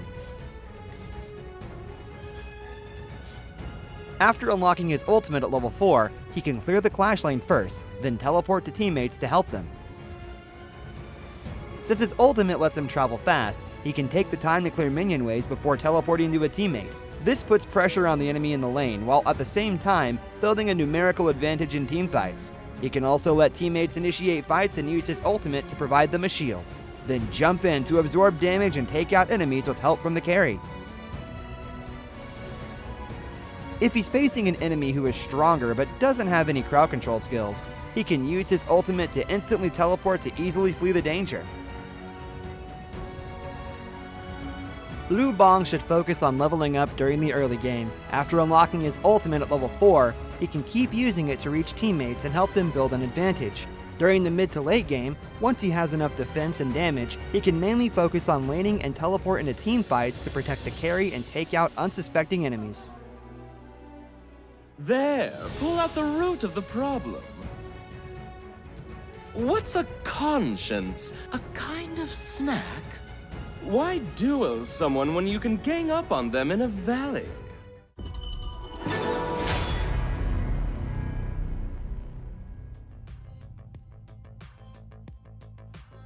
Welcome back. It was a blitz of a game coming in from Vitality against Major Pride here. Will it be a repeat of history as we go into the second game of this best of 3 series? Blam, what do you think?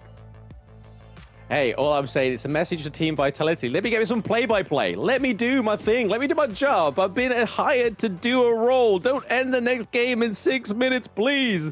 I want to do some play-by-play. Come on. Well, it's hard to find fault with Highland, right? He is just a monster with the Shangguan, and I presume it is definitely going to be banned out in this second ban of the second game. Potentially, right? I mean, they could focus it. They could just allow something else to come through, like the Princess Frost, kind of make a Highland retreat back to the shield gameplay rather than the sword or the scepter that we've seen him on, or even, hey, a brushstroke seems deadly for Highland in that mid lane, right? Like, he really carried that game 1 against Major Pride, but Dolia, Q1 being banned out for the side of Major Pride. They don't want it to go over to Team Vitality, and they're not going to take it for themselves, which makes me a little excited, Ken. I get a little bit of a warm, fuzzy feeling in my tummy that Alimski's actually going to go back to Alimski things. Yeah, that's what's exciting, right? Because you mentioned to me that they like unconventional picks. I like that as well. So I want to see what does Major Pride have cooking in their bag at this point, because it needs to be something special. Yes, absolutely. I think that Only time will tell what that special thing will be, right? The Mai Shiranui get bans off the card there. They are going to deny Shanks of the Ali, but that means the Loong pick is up, and it also means that there is plenty here, like the Ogryn, like the Zhongfei. They could lock in the farm lane. Again, once more, Winter had I mean, from what we saw, right? 6 minutes is not something to judge a performance, but hey, she planned the unbridled outburst towards the end there very well, but there we go. The Loong and the Ogryn come through for both of the picks for Vitality. Yep, this is a significant lawnmower strat, right? You just mow down the enemies, kind of like you're cutting down the grass as well. So Ogryn and Loong, very oppressive picks. Now, Major Pride, they're going to pick up the Lady Zhen, Zhangfei, and Arlie. These 3 picks, decent synergy between themselves. You have the defensive capabilities of the Leaping Savior. You have the destruction by the Destructive Deluge as well. But they're really squishy. I'm not feeling it just yet for Major Pride. Yeah, I mean, the Kashi Batir on the Zhongfei could be huge for them. It's something that maybe missed out in Game 1 that they now can get into Game 2. Kashi Batir showing some great promise in the whole of the Open Series Split 2, right? He was a very active roam. He played very well on the Zhongfei, so we can kind of hope to see a little bit more of that. But we're seeing 90s kind of decided to retire the Dharma pick and gone for the Mayin. So that's good, right? That's a little bit of a spice up that we needed. Yep, it's going to shake up the draft entirely because Major Pride, there's so many things they need to consider, right? Now we have Highland specialties, we have the 90 specialties, and City Boy has been very consistent in his performance so far in all the games we've seen online today. So I want to see, does Major Pride have what it takes to kind of break this trend coming in from Team Vitality? Yeah, I mean, they're kind of aiming this last little part of the ban phase to Winter. They take up the Taiyan. They don't want that big sustain coming from the Ogryn. We've seen it many times before. The Taiyan and the Ogryn paired together means a lot of HP regen. And when you've got somebody like City Boy playing the Ogryn, it's something you don't want to be going up against, right? Especially when you just lost a game 6 minutes and 25 seconds. You want to make sure that you're pulling out all the stops for the side of Team Vitality. They've got one more ban on the side of Major Pride. They do go for the Shang-Wan. Nicely done, but it doesn't mean that the Haino, the Princess Frost, is available for Highland. Yep, and that's a very scary notion to think about, right? So Major Pride, I think at this point, they have to stay calm, similar to the advice that Hollow was giving. They have to breathe, right? Because it is paramount that they need to do this. At this point, Vitality, you can tell the confidence is shining because the Haino is going to come into the hands of the side of Highland. He is steady with it like a rock, and at this point, I don't see how Vitality can lose this game. He puts down the brush, he picks up the scepter, he becomes the sword of the team Vitality once more. Highland looking to carry this game too, unless Major Pride can draft something here that can kind of try and stop the Haino. They go for the monkey, so the dream roll that's able to kind of set up these plays as well with the Zhongfei could be a good thing for Major Pride, right? They have a good front line. Maybe they need something in this clash lane, like the Elaine, or even, there we go, I said it, or the Charlotte again. Okay, so it's kind of here Vitality is showing us be like water, and they are so fluid. At this point, I don't even know what is a bad pick for the side of Vitality, right? There's so many options they can explore at this point. Sure, they have the Zhangfei, they have to have the shield from the Leaping Savior as well, but what is a shield to the side of Vitality when you have Catch by Mayin, you have the Peel from the Haino, and you have Ogryn coming in with the Death's Precipice? All of this room opening for the side of Loong. Yeah, I mean, why have a shield, right? I mean, they're probably cooking something up on the side of Major Pride. They want to kind of just last these team fights a little bit longer. Maybe even try and last these engages, those brutal 4v1 engages, right, that we saw from Game 1 for Team Vitality, going down to the farm lane, just picking off Kinesis very early, which I suppose when you're playing an Ali or playing the Lung, that's where you kind of get the early game advantage and make sure you're claiming that late game advantage as well, right, is making sure that your late game heroes on the side of Major Pride aren't going to shine. Yep, and Highland already showing a little bit more flash at this point, you know, flexing on his opponents. I'm joking. So Vitality, I like the draft so far, right? They have good peel, they can play from a distance, and at this point, Mayin is able to close that door on them as well. So final picks going to be the Mortar coming in onto Winter, and I have to say so far, Winter on her game, I like this. And Vitality, the much better team so far. Hey, speaking of Winter, right, I just copped it. I mean, she's playing this well with nails. Is it going to be like one of those, like, final form things when, like, things get hard, she just takes them off, and then that's it? It's kind of like, hey, there's nothing weighing me down now. There's no space between my fingers and the screens. We are ready to brawl. But we'll have to wait and see if we ever get to that point with Vitality Winter. I'm playing with a handicap. Can you deal with me? Yeah, literally, yeah. How are you coping right now, lads? I'm playing with literal acrylics on my fingers. Well, we'll see, right? Major Pride, one of the things I think they pride themselves with is the ability to come back into games and to learn quickly against their opponents. So we'll see. At this point, I don't think it's a good idea to eat those scepters of fate coming in from Highland. No, definitely not. Unless you're trading a few bubbles here and there, which aren't as tasty and deadly as those scepters. You don't want to be sort of taking those shots when you need to. Just like here, Kashi Pitard just taking these shots to the face. Yep, and it's not a good sign for the side of Major Pride, right? Once again, we get that very significant Vitality pressure coming in from the get-go. Yeah, I mean, at least Kinesis hasn't taken as much damage as he were in that game one, right? Like, it was only 2 minutes in. We pretty much blinked. He had half health, and then at that point, there was a 4-1 invade into the bot lane. Frozen is City Boy. A little bit of an engage here from Olimsky as well. Dream Roll does come through, saving Monkey right now. Okay, so he does commit the smite. This is really important. They need to find out where they can even out the farm, even out the experience as well. So I think, you know, Major Pride learning their lessons already, but there's still more to be done, right? Right now, another engage, another invade coming in from Vitality. Major Pride have not found an answer for that just yet. Yes, major improvements to be had, but right now, kind of with Team Vitality, they have a already tried and tested team comp, right? They have the wave clear of the Ogryn, they have the harassment of the Mayim, be able to get into the backline, which we know 90 can do on heroes like Dharma. He's going to be able to finesse it on heroes like the Mayim. But it's all about how Major Pride try and counter-engage the side of Team Vitality, because if you let them take control, they're going to just take miles and miles from you. Not just inches, they'll take lives, they'll take gold, they'll take XP, everything. Yep, and at this point, Limsky may be getting caught out. He's caught in a bad position here. We'll be able to just scurry out of the moment, right? And you know what? It's looking good because he's able to tank quite a bit of damage so far. Yeah, for now, he's able to get out of there, but for how long is that going to be a susceptible advantage or disadvantage or even play for the side of Major Pride? But for right now, they seem to be doing a little bit more better, right? Like a lot more respect going on right now. There's no sort of like huge engages. We may be getting that now into the bot lane where we see City Boy just waiting for the go ahead by Shanks and Winter. Here we go. The Path of Passing does come through. Not be able to get there in time. Cannon Blast hits onto Olimsky. Kinesis once again very low. Yep, and you can see, right, the really small things that Vitality have done across the first 3 minutes of the game have now put themselves in a slightly better position, not just in terms of experience, but in gold as well. Take a look at the growth of items and gold on the farm lane.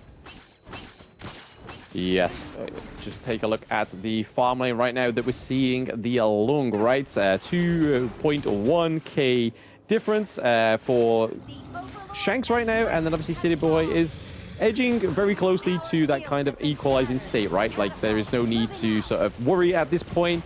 I think the time to worry is when these neutral objectives kind of get out of hand. Right. Simply because at this point, you know, if you take a look at Shanks, yes, the gold is pretty even, but the itemization is different, worlds apart, because now Shanks has that meteor, he does have the armor pierce as well, and right now I think they want to play a faster game, so Kinesis rushing for that Doomsday, but it's not enough damage yet. Nope, not enough damage just yet, but hey, this is kind of like, they don't have the early game team comp, right, for the side of Team Vitality. They have the Hino, which is great. It can do a lot of damage. We have the Ogryn that can soak quite a bit of damage, but also deal a little bit of damage in the early game, but it's all about waiting for that Lung to activate. So whether they're just literally going for this draft so they can try and get to the late game or even get into the mid game, just have a little bit more fun with Major Pride is yet to be seen. The Faith Rewind does come through. Oh, what a nice placement from Highland there. It does get met by Lady Chen's ability, just stunning them in place, letting them know that, hey, I'm still here. I'm still a member on the side of Major Pride. I am not to be overlooked. Okay, so let's make a couple of things clear. You know, Major Pride, I think they have matched up the pacing that has been given, laid down by the side of Vitality. That's a good sign for them, right? But they need to do a little bit more. I haven't seen a lot of invades coming in. So Major Pride will do well for themselves to try and find some openings. Yes, openings indeed, right? We see the Mai's backflipping off. Okay, opening. so first blood does go over to Kinesis this time. So again, Major Pride having a bit of a major improvement here going into game 2, able to take the first blood. Cassiopeia looking close by, maybe trying to cut off Hino. He knows that the flank is going to come through anytime now. There we go. The domain comes through, the leaping saber just to get over the wall to keep Kashi alive. Oh, the jukes and the side steps coming out from Cassiopeia. Very big plays. And on the top lane as well, Major Pride doing well for themselves. They're pushing down and they get the kill onto 90. What a surprise, man.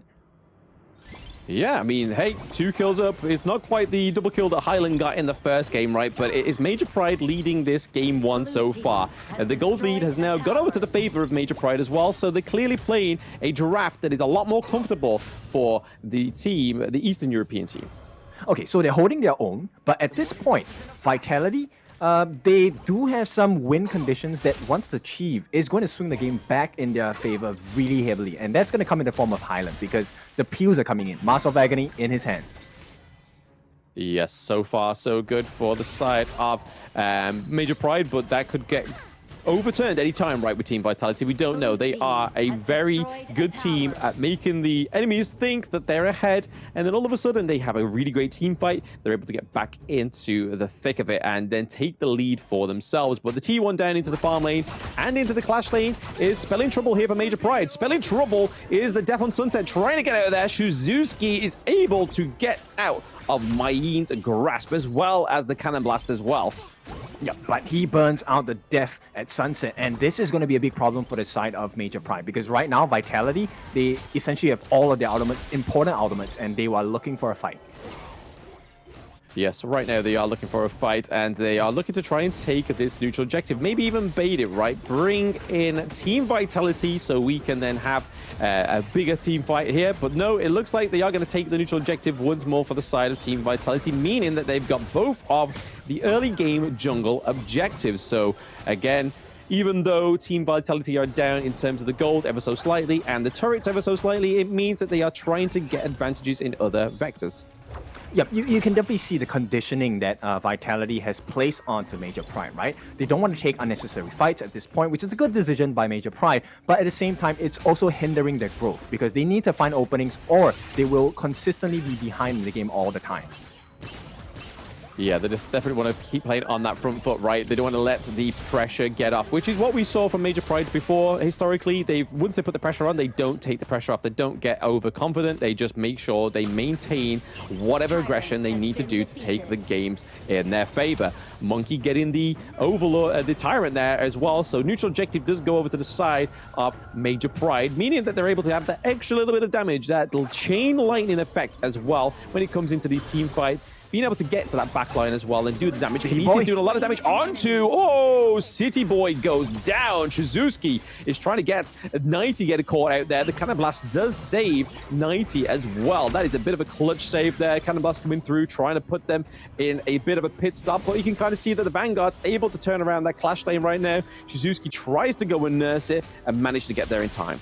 That's a big save, man. That's a lot of gold that they have stopped from going into the pockets of Vitality. And at this point, with the gold lead so close, I think Major Pride are doing well for themselves to make sure that it keeps being in this way. Yes, so they've just got to basically just maintain everything that they're doing right now. They just can't sort of let anything slip. They can't give Vitality an inch, because like you said earlier, Kin, they will take a mile.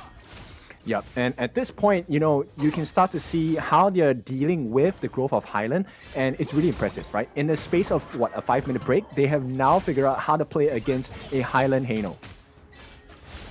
Yeah, so far so good, right? They are definitely looking for a healthier game 2 for the side of Major Pride. The 6-minute mark has been and gone. They can put that to bed, right? They know that they've got past the game 1 boss. Stage 1 boss was at 6-minute mark. They're now going into the 10-minute mark, which is the mid-game, which is where the pressure starts to be put on, right? Especially around these shadow neutral objectives. It looks like Major Pride are going for more damage instead of that Shadow Overlord so they can get the Vanguards, but they're in the position, right, to do that. They don't don't have any turrets taken down right now. For the side of Team Vitality, they need that Shadow Overlord. They take it as well. It is Highland getting the last hit on it as well. Shizuki is trying to get it alive. The Cannon Blast from Winter does not hit, but the T1 in the mid lane does fall once more for the side of Team Vitality. No T1s left. This is a good opening for Major Pride. Don't get ahead of yourself, lads. Just keep your heads straight and narrow, right?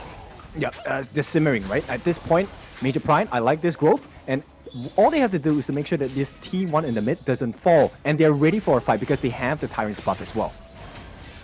Yes, Tyrant buff as well, just trying to keep this defense onto the T1 in the mid lane, because if they let that open up, then it kind of just lets the other sides open up, because T1's into the farm and clash looking pretty low already, so there's not a lot of TLC needed for the side of Team Vitality to get those turrets down. The Vanguards can do it themselves, as you can see there. Clash lane goes. We see that Shizuki's trying to nurse that farm lane turret as well. Highland looking to keep this ground zero for himself, gets knocked up from the Lady Chen. Yeah, now we have a couple of potential outplays. We do have the Splendor in the hands of Red Cutie. Let's see if he's going to make full use of that item against the likes of Highland. Yes, let's see if he does make that use. They only have 13 seconds left on this Shadow Tyrant as well, so they got to really make use of this extra damage. T2 may be in trouble here. The Fave Rewind does come through for Highland. The Death on Sunset for Shizuki, trying to keep him out of there. Path of Passing does come through, but they're able to take the T2 for the side of Team Vitality. But 90 is looking for the macro play, looking to pay back the dividends there in the Clash lane. He's able to get the T2, leaving it a little bit unnoticed is Major Pride. Yep, and this is what's scary about Vitality, right? Oh my goodness, that could be a kill. Yep, there it is. Shanks getting the kill onto Olimsky. He goes down, and they are just waiting for those minions in the mid lane just so they can try and open up a little bit more of Major Pride's jungle for the side of Team Vitality. But right now, you're kind of seeing that the gold lead is kind of flittering between both of these teams still. Not a lot going on, but there is plenty to be had if mistakes are made. Yep, so one small decision led to the T2 on the top being taken down. And once again, take a look at the split push. This is all by 90's efforts. And all they're doing on the side of Vitality is really just capturing the attention of potential pushes in the waves, right? And I feel like Major Pride, they're playing a little bit too reactively. They need to set the pace. Yeah, set the pace for now. You see that Shizuki's trying to just give a little bit of love to the macro, right? We're seeing for 90. 90 playing a little bit less aggressive on the Mayim because he's used as a different kind of utility, right? Just been pushing those lanes, making sure the pressure is to be had there in the side lanes. The Sun Chaser comes through for Kinesis. He means trouble when he gets that range. And speaking of trouble is Highland. He goes down. The Dream Roll, not even needed right there. Only just as a backup measure for Highland to think he could escape. Then Olimsky would have been, hey, whoop, we are going down. Yep, that was a big play though, actually, by 90. So that split push now kind of closed the door on the aggression from the side of Major Pride because they had to go back and defend the waves. Now, at this point, it didn't allow the floodgates to be open, so Vitality have another saving grace, another chance. This time, maybe they can position a little better to try and get the perfect team fight. As of now, the reach of Major Pride is great with the side of Red Cutie as well as Kinesis. Yeah, you can kind of see 90 here has been sitting in that brush for a very long time. They know they're going to go for the Shadow Tyrant right now, and you can see Cannon Blast come through, trying to get the steal. There's 90 into the thick of it. They don't get the crucial kill back, but we are seeing Kinesis going down. Olimsky takes down Shanks, so that is ADC for ADC. 90 on the run, trying to get the kill onto Olimsky. The shield comes through. It's the leaping savior from Kashi Batir, but it's also Shizuki going into the back line of Team Vitality that's doing work right now. Okay. Shut down. Yep, the Fave Rewind comes through, stops it there. Shizuki is met his Mako when that 2v1 comes through. Yep, it's an overcommitment from the side of Major Pride, right? And it looks like they might get punished. At this point, 90 is just trying to deter them from any additional aggression because they need to set the map cleanly for their side. So the waves are in favor of Major Pride, which is why they're considering taking up this Shadow Overlord at this point. But I believe Vitality should know what's going on. Let's see how they play this out. Yeah, with the jungle debuff though, Alimsky on his own as Monkey is not going to get that Shadow Overlord on his own, right? So he needs his team there. He needs his boys to back him up. But right now you can kind of see that City Boy is still trying to commit for it. Maybe a bit of a bait here to lure Major Pride in. 19 to the back there, takes in Kashipatir. So there goes one of the big front lines of the side of Major Pride. Boom! Goes down another as well. Red QT gets caught out by a cannon blast. So they're already down 2 members and 2 fatal members on the side of Major Pride. Shizuki, Redsky, and the Kinesis are just looking for some sort of formulated reset right now, just as Team Vitality take a great sweep in their favor. Yeah, and you know what? It's actually quite painful for the side of Major Pride, right? Take a look at the itemization. We are close to a full 6 slotted Shanks here, and that's not a sight that you want to see if you are a fan of Major Pride. At this point, the item growth is pretty strong. I like the fact that the Splendor is still available for the usage on the side of Red Cutie, has the Venomous Staff for the anti-heals as well. But at this point, when it's all 5 up on the side of Major Pride and all 5 up on the side of Vitality, you can definitely expect that Vitality gonna have the edge. Yeah, I mean, just look at those just shots coming from Shanks there, right? Just so much damage going on to these T2s. And this is the beauty of a 6-slotted Shanks. No, not even just a Shanks in particular, a 6-slotted Lung, right? He is going to have huge damage. He's going to be able to take down any turret, take down any tank on the side of Team Major Pride. And down goes a T1. So again, they are slowly but surely opening up Major Pride for a little bit of a defeat here in the mid lane. You can see that City Boy is waited in the way by there, just waiting for that path of passing when he needs to get through. T2 down into the mid lane as well. Looking very troublesome here for Major Pride. Yep, the path for passing is kind of like a boundary drawn, right, against the side of Major Pride. And right now, Vitality saying that you do not own this space, we are going to occupy it, and the territory is ours at this point. Shadow Overlord marching down on the top.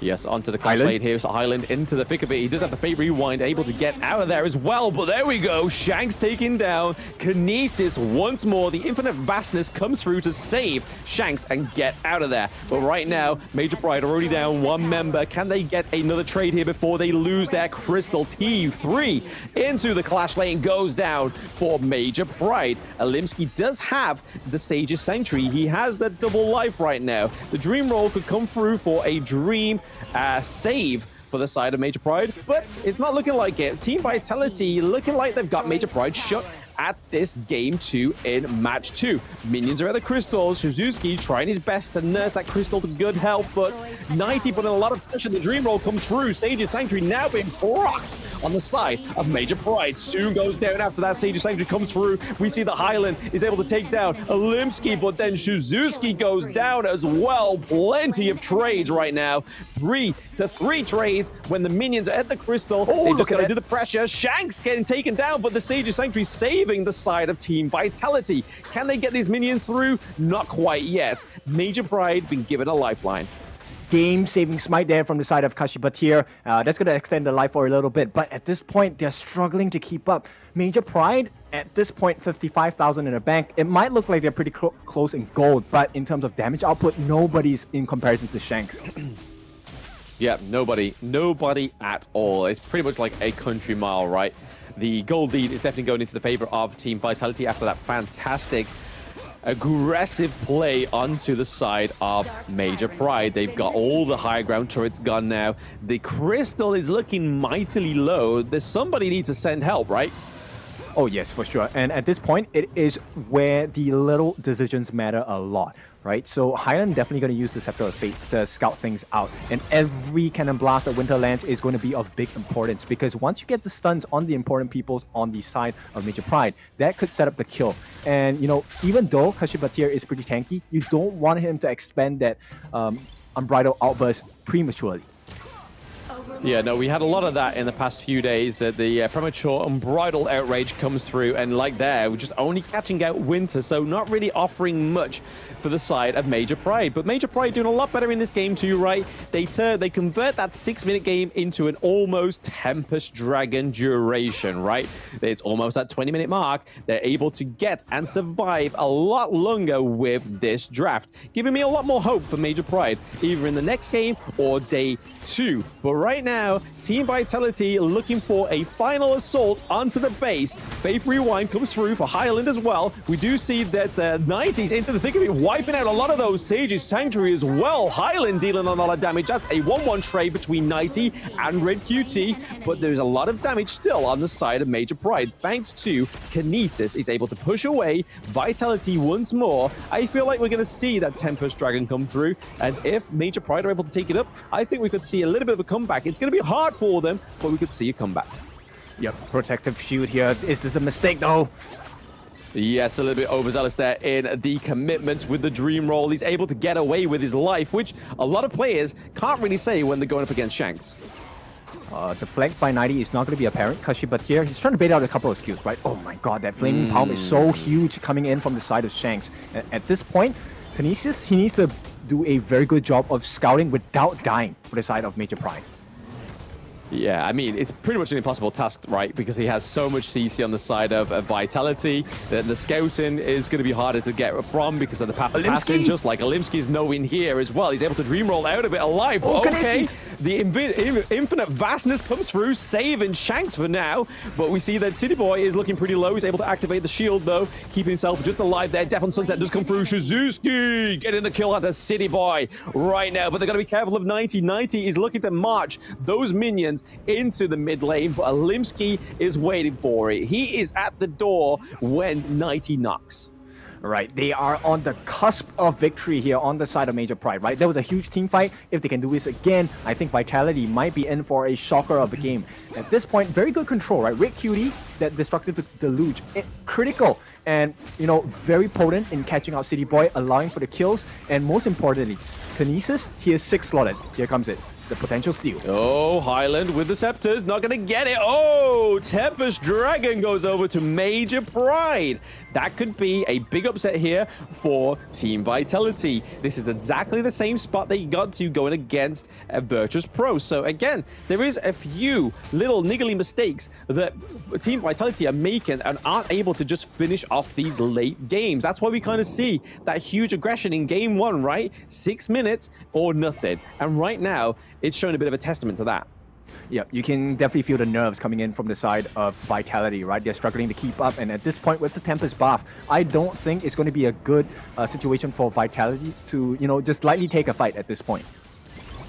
Yeah, no, especially with these Vanguards rocking down each of these lanes, right? They're able to disrupt the turrets as well, so stop those big turret blasts coming through. There we go. Kinesis takes the T2 into the mid lane. So this is now going to open up to a final bastion at the higher ground turrets. This is the final frontier for Team Vitality. Major Pride have been on the receiving end. They know what it takes to get through that impenetrable wall, and it's going to be helped and aided by the Vanguards.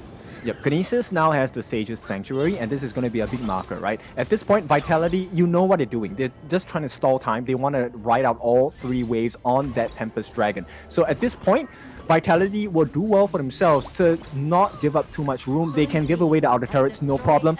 But as long as they can't get any T3s, it's a big win for the side of Vitality. Yeah, that's their major objective, right? The Major Pride are trying to get the high objectives, the higher turrets, sorry, and then we see that Team Vitality, Shanks doing a lot of those flaming bombs, doing so much damage onto Cassiopeia. We see that 90's coming to the backline as well. Oh, it's a double kill. Oh no, the Sage Sanctuary coming through for Kinesis as well, so that's going to be a lifesaver. City Boy does go down as well. That is a 3-1 trade, though, for Team Vitality right now. Even though they're playing on a bit of the back foot, they need to defend from those Vanguards. They're able to still apply the pressure. Yep, and the pain is going to start happening for the side of Major Pride, right? Vitality still alive. Shanks does have the Sage's Sanctuary in the inventory, so this is a really hard fight. Right now, Red Cutie, he does have good wave clear, but they don't have enough damage. So Cassiopeia, they have to make a miracle happen at this point. Yeah, a miracle and a dream. That is what Major Pride have right now. Other than Major Pride, they have a miracle and a dream. They take the Cannon Blast onto Red QT. I think this is going to be it. They're riding out that minion wave into the Crystal. It is going to be Team Vitality taking a not-so-convincing 2-0, especially after that 6-minute match in Game 1. Major Pride putting up a major fight.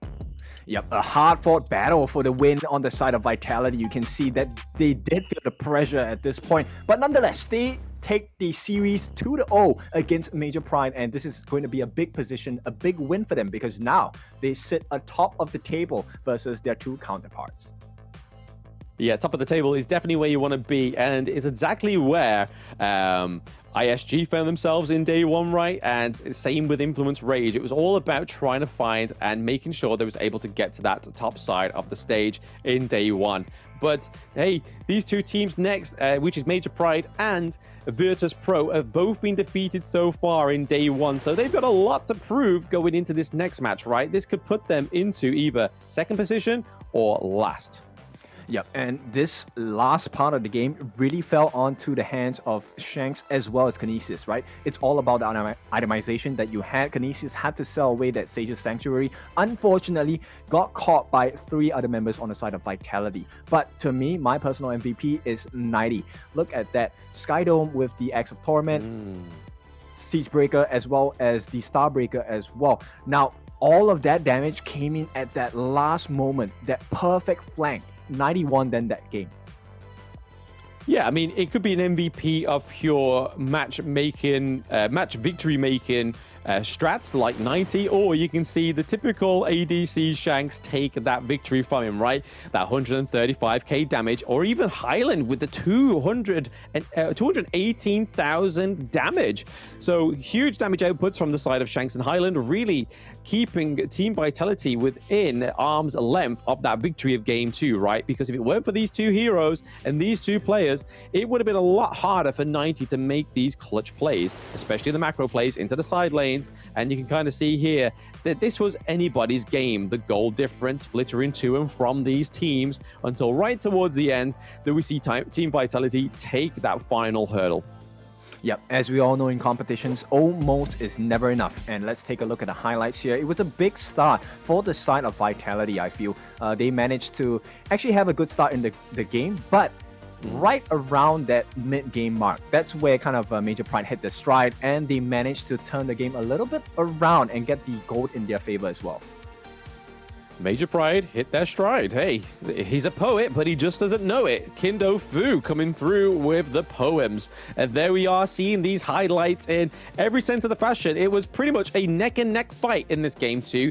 Definitely a lot more of a brawl. Definitely a little bit of an upset for Team Vitality, right? They're not looking as clean. They're not looking as precise as some of these other teams that we've seen in the play-ins, right? They still have a lot to learn. They still have a lot of obstacles to overcome, right?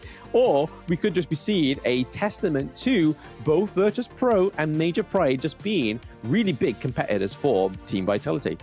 Yep, so this is one of the benefits of Team Vitality, having the benefits of a huge hero pool, right? Highland offered so much, not just in the game itself, gameplay, but also in the draft, simply because they were much more fluid, they were much more mobile, and right at this get-go, the amount of soak that both City Boy as well as Highland took allowed 90 to really just go in from the backlines, because there was a lot of focus to try and get these two tanks down. And when all of that fell through, you could see just Kashi Batir and Red Cutie, they are never going to be enough to defend against the likes of Shanks and Highland, Winter, 90. Too much damage across the entire team.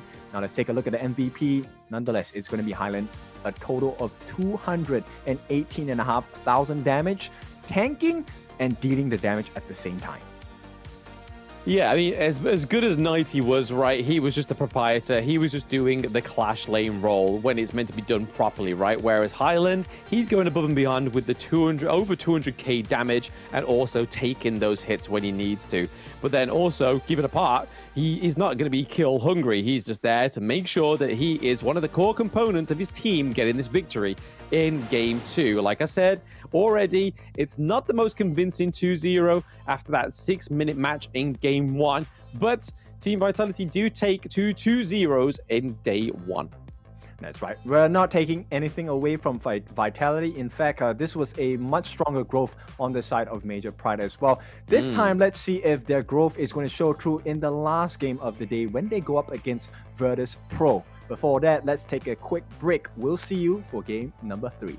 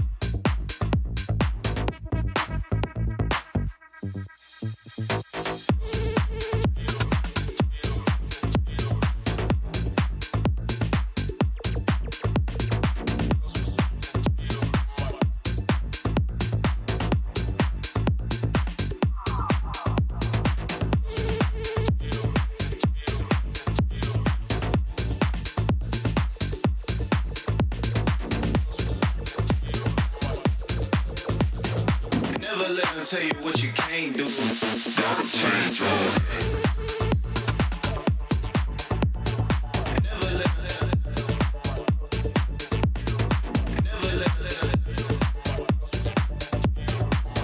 let them tell you what you can't do.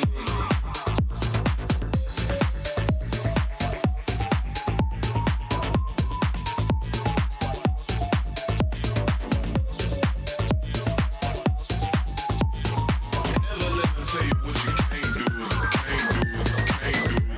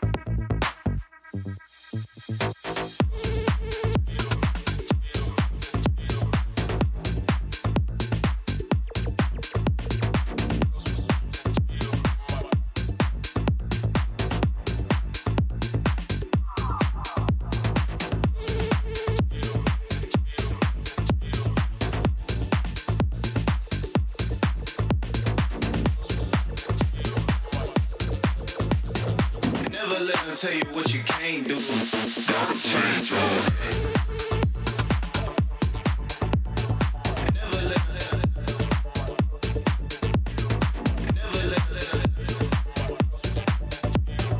Never let them tell you what you can't do.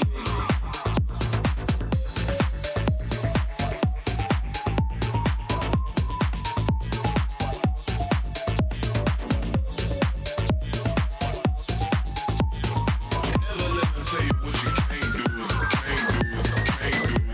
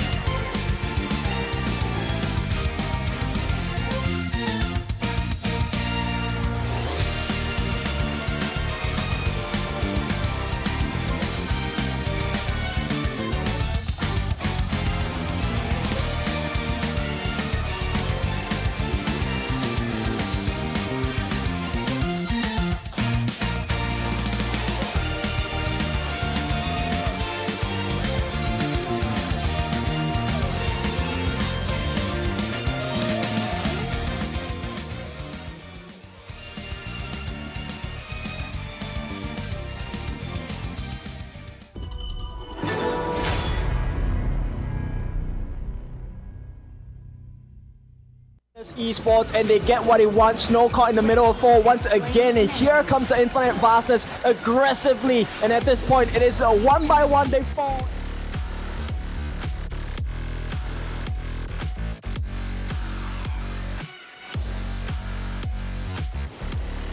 Duel to death. He kills Kakarot right away. He wants to go for more. He's chasing after them with the Rhinoras jumps in once again, will not survive the fight. A Vanguard, Suits, they fall, and it's Influence Rage.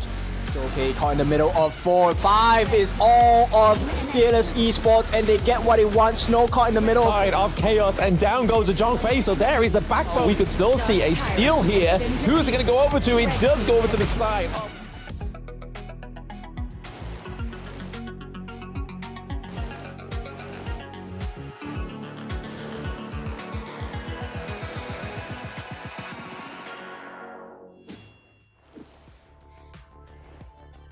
Welcome back. It is the Honor of Kings Championship EMEA play-ins, and we are in day number 1. Now we're going to be going to our last game of the day. Major Pride going up against Virtus.pro. It's your favorite kind of tofu, Kindofu. Blam, how are we doing today?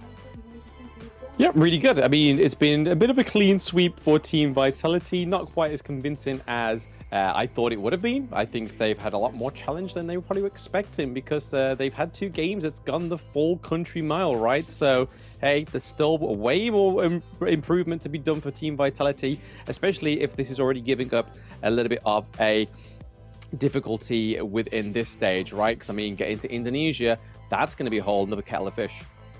Oh yeah, but so far I like the performance, right? 4 wins, 2 points. Now they are standing atop the table, and this is going to be the last game of the day. This is going to set the stage, right? Do we see a shake-up in the table? Because one of these teams needs to get a 2-0 to at least have a shot of competing against Vitality tomorrow in terms of points.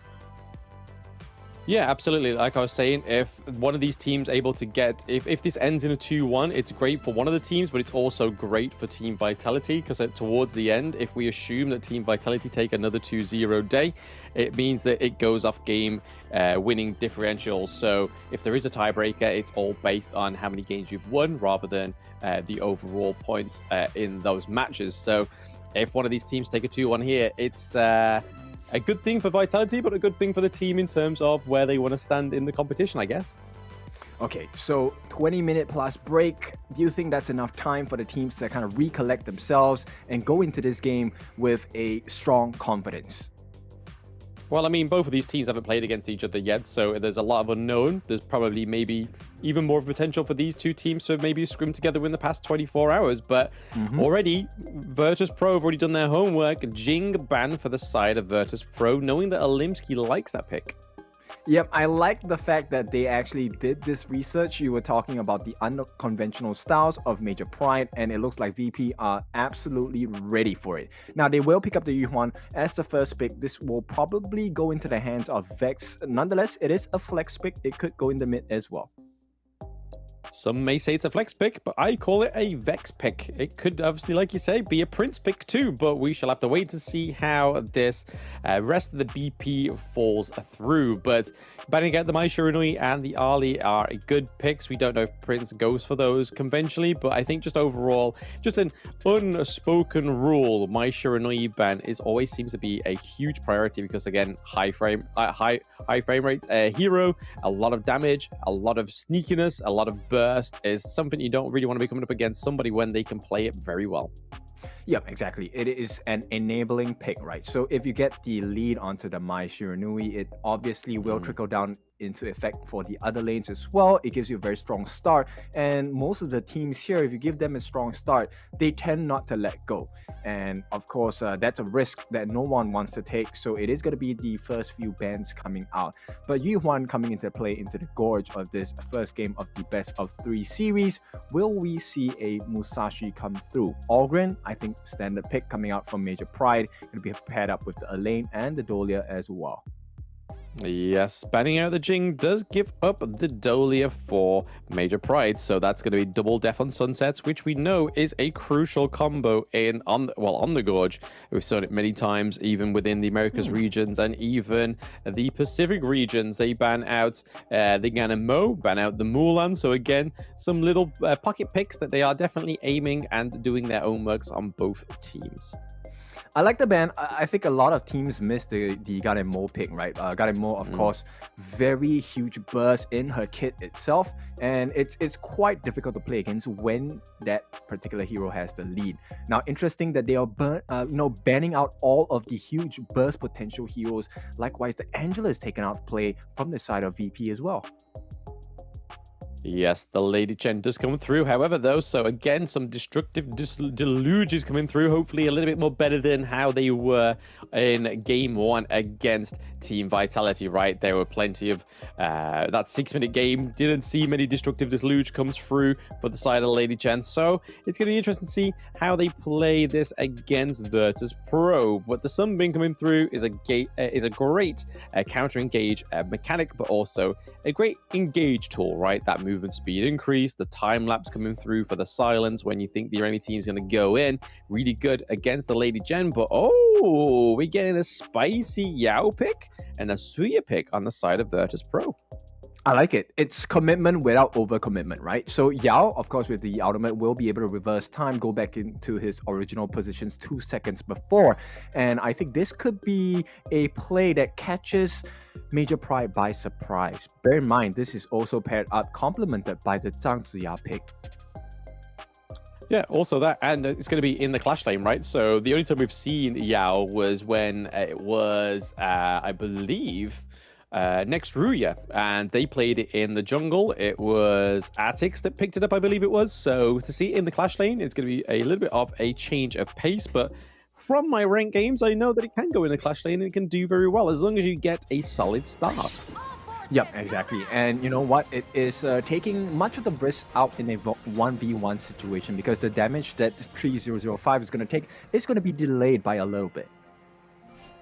Yeah, just a little bit with 3005 going up against Shizuki. But I can imagine that Shizuki knows that kind of knowledge, right? He knows that he can't let Yao get ahead. Oh yeah, for sure. Now, this is going to be a very important marker. The first 3 minutes of the game normally sets the stage and the tone. So we'll see who's able to establish a more clear lead in the first 3 minutes.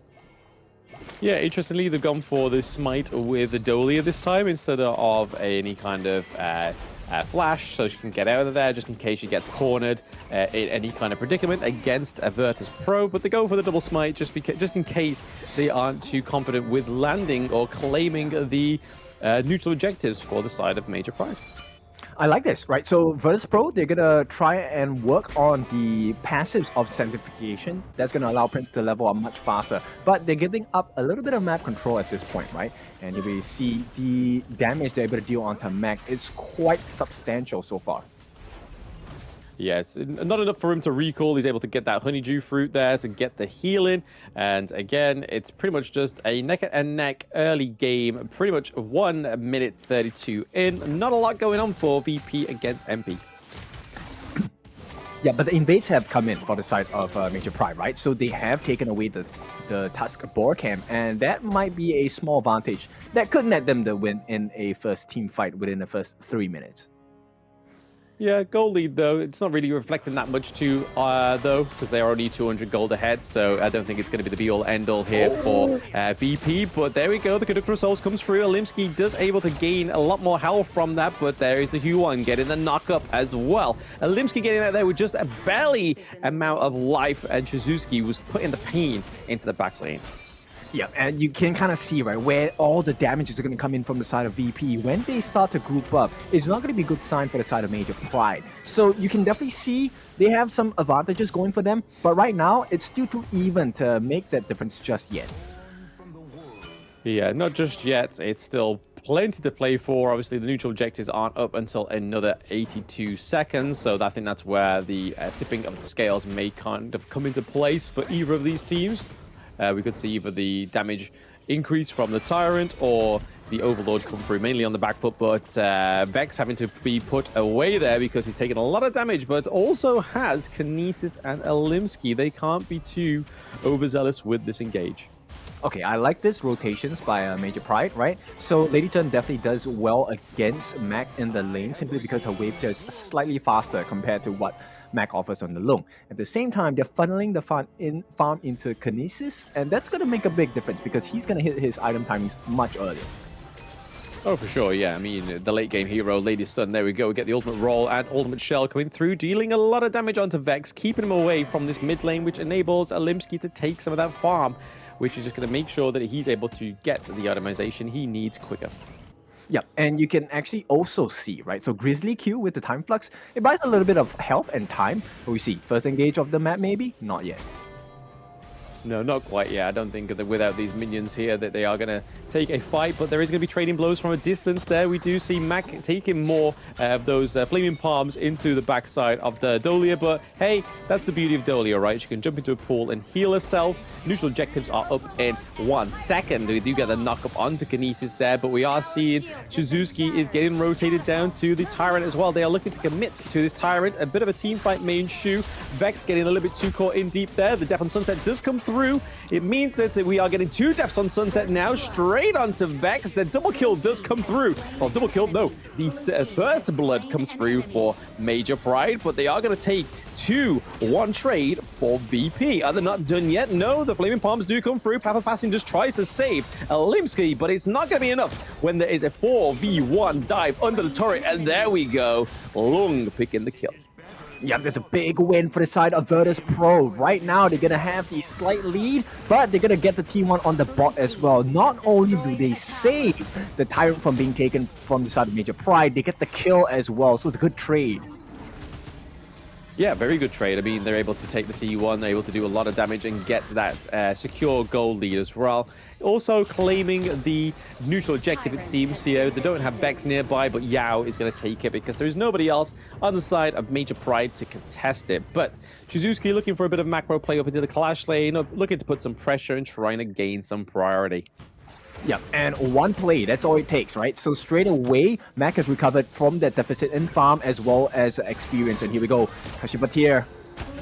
Kashipatir getting caught out here, and it is thanks to Grizzly Q having a much better game on the Sunbin this time around. The time-lapse does come through there. It is going to be a second kill over to the side of VP, and they're not quite done yet. It is 3005 into the back line there onto the Alimsky.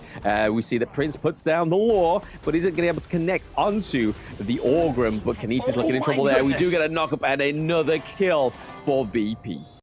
Yeah, VP just on another level so far. 6-1 in the first 6 minutes. This is a 3,000 goal lead they have acquired for themselves. This is really big. Yeah, really, really big, right? I mean, considering where they were just about 2 minutes ago, they were struggling to try and get that goal lead through for them. But they do lay down the Universal Law coming through for the side of VP, doing a lot of damage onto the lane there, but it's enough to take the T1 into the mid lane, which is a huge opening for the side of Virtus.pro. Yep, the little things matter, right? So Universal Law, of course, does damage to towers as well. It did make the difference, and now Mac, level 9. He's leading the charge against Kinesis. Yes, leading the charge against Kinesis. He's got the lead that he ever so sought for in this game 1. Got to be careful, though. His T1 looking mightily low, taking a lot of blows on the side here of Major Pride. Alimsky is on the run once more, and then Kinesis falls down as well. Vex into the thick of it. The Undying Sorrow comes through, and then there's this Death on Sunset from the lane pad with the Dolia. Gives over that Celestial Melody, giving him another Death on Sunset and another ultimate. Yeah, but it's a big trade, right? So VP, they don't mind losing Vex at this point. And you can see 3005, he's fine, totally open, and they have full control of the map during the chaos at the top. Now they've taken a T2 on the bot, and this is a huge map control win for the side of Virtus.pro. Oh, absolutely. I mean, they definitely dominate in the Gorge in game 1. What seemed like a little bit of a back and forwards dance between these two teams in the early game has now turned into a marching band on the side of VP. They are taking the turrets left, right, and center. The T2 down into the farm lane has been taken out, and it looks like they're going to try and take this one into the mid lane. They have the minions in there. Are they going to be able to wave clear it on the side of Major Pride? Alimsky doing his best there just to make sure that they don't lose another turret.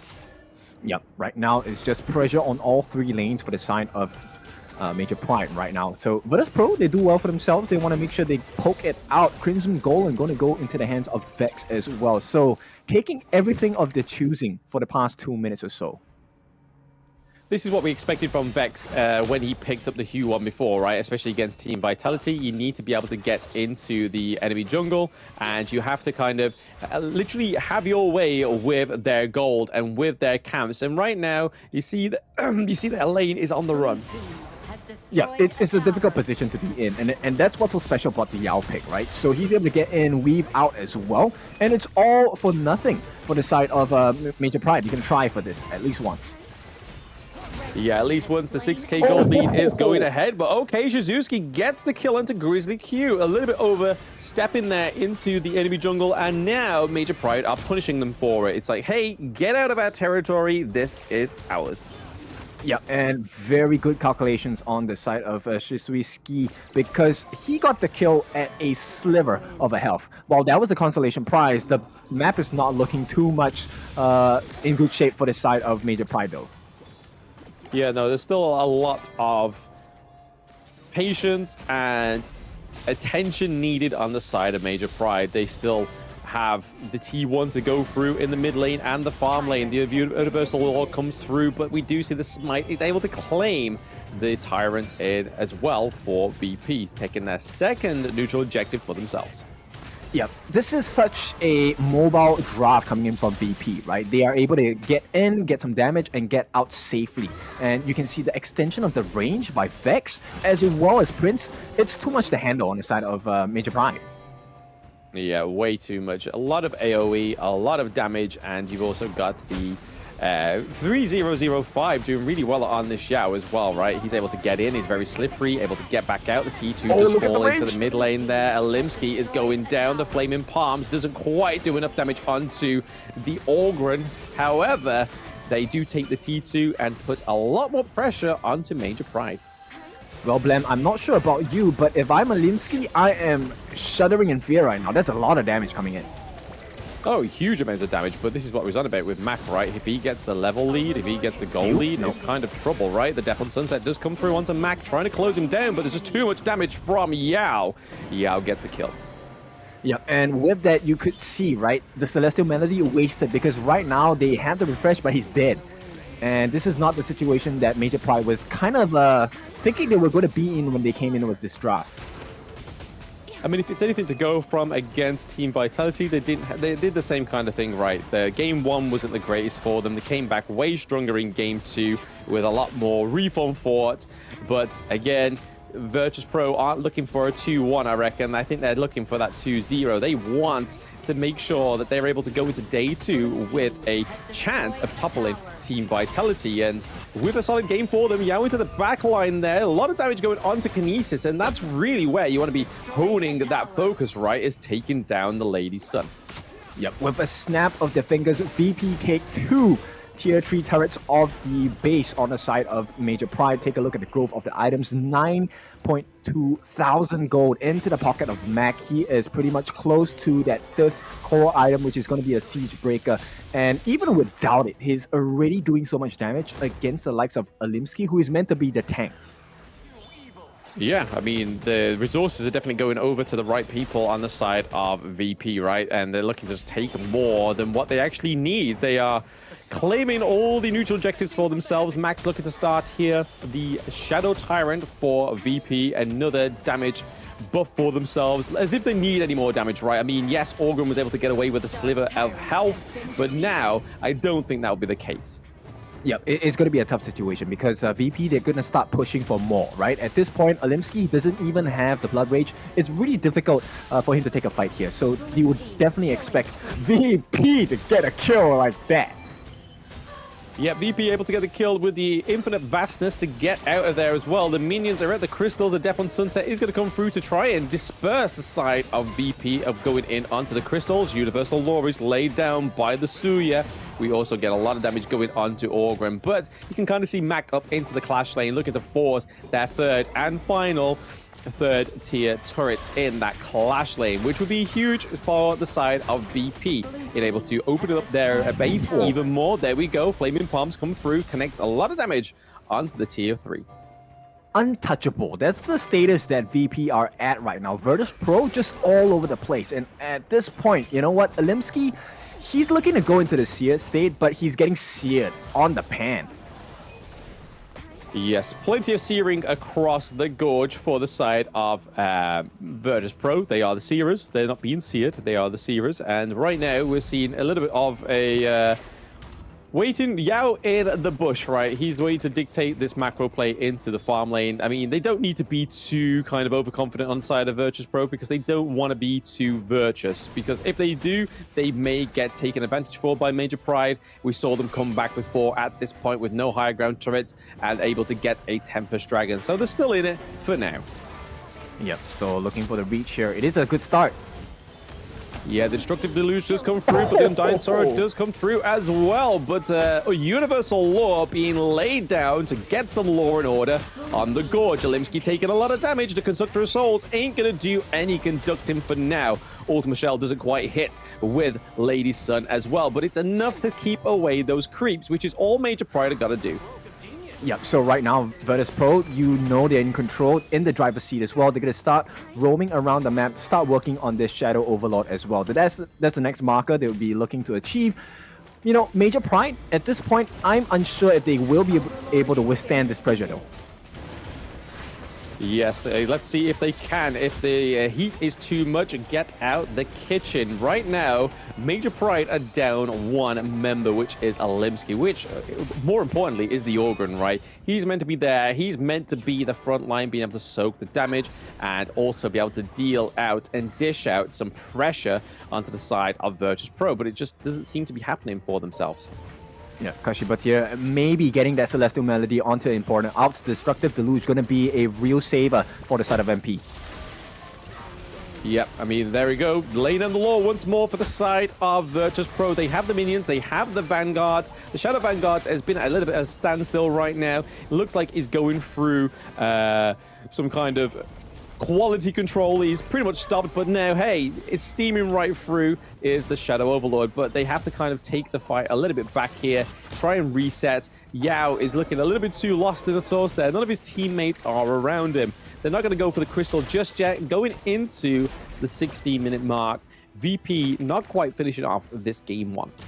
Yeah, Major Pride, they survive, right? At this point, it's a good survival instinct that saved the game for them. They exhausted every single ultimate, which is why VP kind of took a step back, right? But this next one, it might be the one that kind of sets the game in stone here. If they don't go for this fight, it could prove to be good for the side of Major Pride. I don't think they want to afford a loss in a team fight at this moment.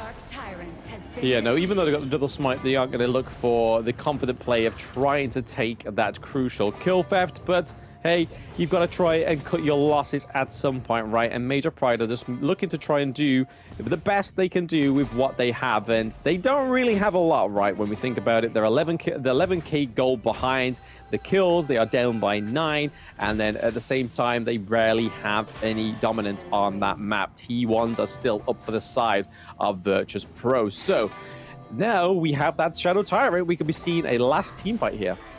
Yep, and we have Mac 6 slotted. Oh, look at the damage onto Red QT as well. Yes, the Untargetable does come through, saving Red QT just for a little while, but that crystal is looking like it's going to open up any second now. Lane goes down thanks to the Hugh Huan, so Vex getting the kill on the board. That is a double kill going over to Mac Attack, and we are getting a crystal takedown for Virtus.pro in game one. Clean game from the side of Virtus.pro. This is what we wanted to see in the first game of the day as well. Virtus.pro finally hit their form, and they are just the better team at this point, suffocating the likes of Major Pride out of game number one. Yeah, no, it wasn't as strong as obviously Team Vitality's game one against Major Pride, but it's still a very strong game. They had all the leads, they had everything going for them on the side of Virtus.pro. So knowing they can do it and knowing they can beat Major Pride, I think is going to be a huge positive increase in their mental state right now, knowing that they could take a 2-0 and still have a strong footing going into day 2. Yeah, that's a good start, right? And you could definitely see the thought process behind the draft on the side of VP, and it makes a lot of sense. The time flux saves so much health away. They have the heals coming in from the Yuhuan as well. So, and this provides a lot of space for the Lung to go in, and you know Lung loves space, and my god, the Flaming Palms were just too painful, even for Alimsky. Yes, the Flaming Palms was causing sweaty palms on the side of Major Pride. There was a lot of damage going over there. We can see from his itemizations, the Eternity Blade, the Axe of Torment, the Daybreaker, the Master Sword, the Siege Breaker, really showing that when he used those Flaming Palms, Mac was able to do pretty much anything that he could put his mind to. Yep, exactly. Itemization-wise, really enabled the team. And take a look at the total damage dealt. And Mac is the one that is second to Prince. Okay, Prince was dealing the most amount of hero damage, 159,000. He was just all over the place. The universal law is unignorable here. Yeah, definitely put some law in order on the Gorge this time around for VP. I believe we saw it against... was it? Yeah, it was against Team Vitality as well. So they clearly like this pick in the mid lane. So, hey, Prince doing a fantastic job with Suya in this game 1 against Major Pride. And looking at that gold graph, you can see that it was heavily always in favor of VP. But here is a few of the highlight rolls. We do see that Major Pride was able to secure the first blood, but after that point, there was only to claim 2 more kills, right? So for the entire game, they were only able to get 3 kills on the board, whereas Virtus.pro was able to continue getting those kills, continue getting those objectives, and just continue smashing the game. Yep, it's a big miscommunication for their first few minutes, right? Because they wanted to go in and they actually ignored the Tyrant at the first stage of the fight. If they had secured it as they chased for the kills, I think it would have made a much different game for the side of VP and Major Pride as well. And once again, when you give the lead to Mac, we've been talking about it all night. The Mac attack is something you cannot discount because the pain is real here. The Flaming Palms were just all over the place. Too much heat for the side of Major Pride to handle. Yeah, absolutely. The Mac attack coming through even stronger than it was in the games against Team Vitality, especially that game 2, right? So Mac really putting a staple on his name, putting some respect on that name as well. But Prince is getting the respect of MVP. But you rightfully called it out there, Kin, that he was able to get that 159k damage and a KDA that was quite tasty. Yep, it's a very clear plan coming out from Virtus.pro, right? How they wanted to enable Prince to give them and bring them to greater heights, because right off the bat, it was a dual lane with the jungler to help him get that EXP and growth as well. With Sanctification, it was made to really work and grow the team to a completely higher level, one which Virtus.pro was untouchable. Absolutely, but what isn't untouchable is those breaks that we have to take between these games for these teams to just collect themselves and find out what they're going to do going into the next game of the day. So game 2 between Major Pride and VP coming soon. Don't go anywhere, chat.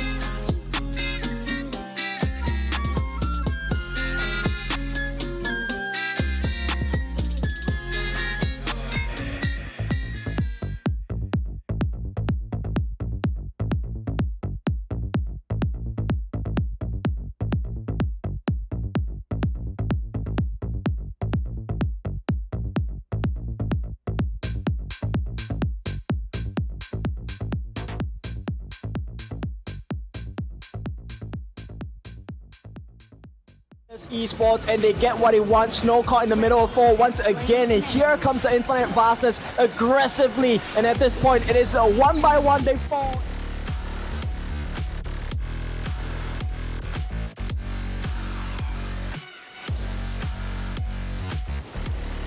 Duel of death. He kills Kakarot right away. He wants to go for more. He's chasing after them with the Nine Novas jumps in once again, will not survive the fight. A Vanguard, Suits, they fall, and it's Influence Rage. So okay, caught in the middle of 4. 5 is all of Fearless Esports, and they get what they want. Snow caught in the middle. Side of Chaos, and down goes a Zhong Fei. So there is the backbone. We could still see a steal here. Who's it going to go over to? It does go over to the side.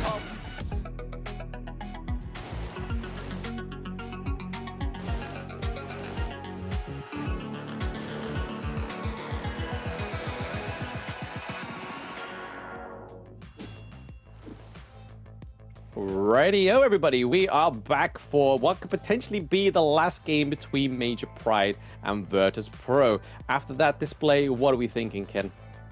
I think there is a very high chance that can happen, but of course, VP, they need to play their cards right. I think they want essentially in the drafting phase. Now, all they have to do is to repeat that performance. Easier said than done. Oh yeah, I mean, it's always easy to get the ingredients, but to make the cake or make the recipe into a reality is definitely the hardest part, right? It's the love, the tender TLC that these drafts need. I'm sorry, since when were we taking out my kitchen skills here? I have the right ingredients, but I can never make the correct dish. Hey, I got cameras in your kitchen, don't worry about it. Yep, but nonetheless, the ingredients are here, resources have been taken, and it is prime time to get things right. So VP, on the cusp of victory, they will do well to secure themselves a better position in the table if they can get this clean 2-0 against Major Pride. Yeah, but it's like I was saying previously, Major Pride had the same kind of thing against Team Vitality, right? Like, they were having issues in game 1. I mean, it's a pretty big issue, right? Losing at 6 minutes, but it's still something that they learned from. They were able to go from one extreme all the way to the other, which was into the Tempest Dragon.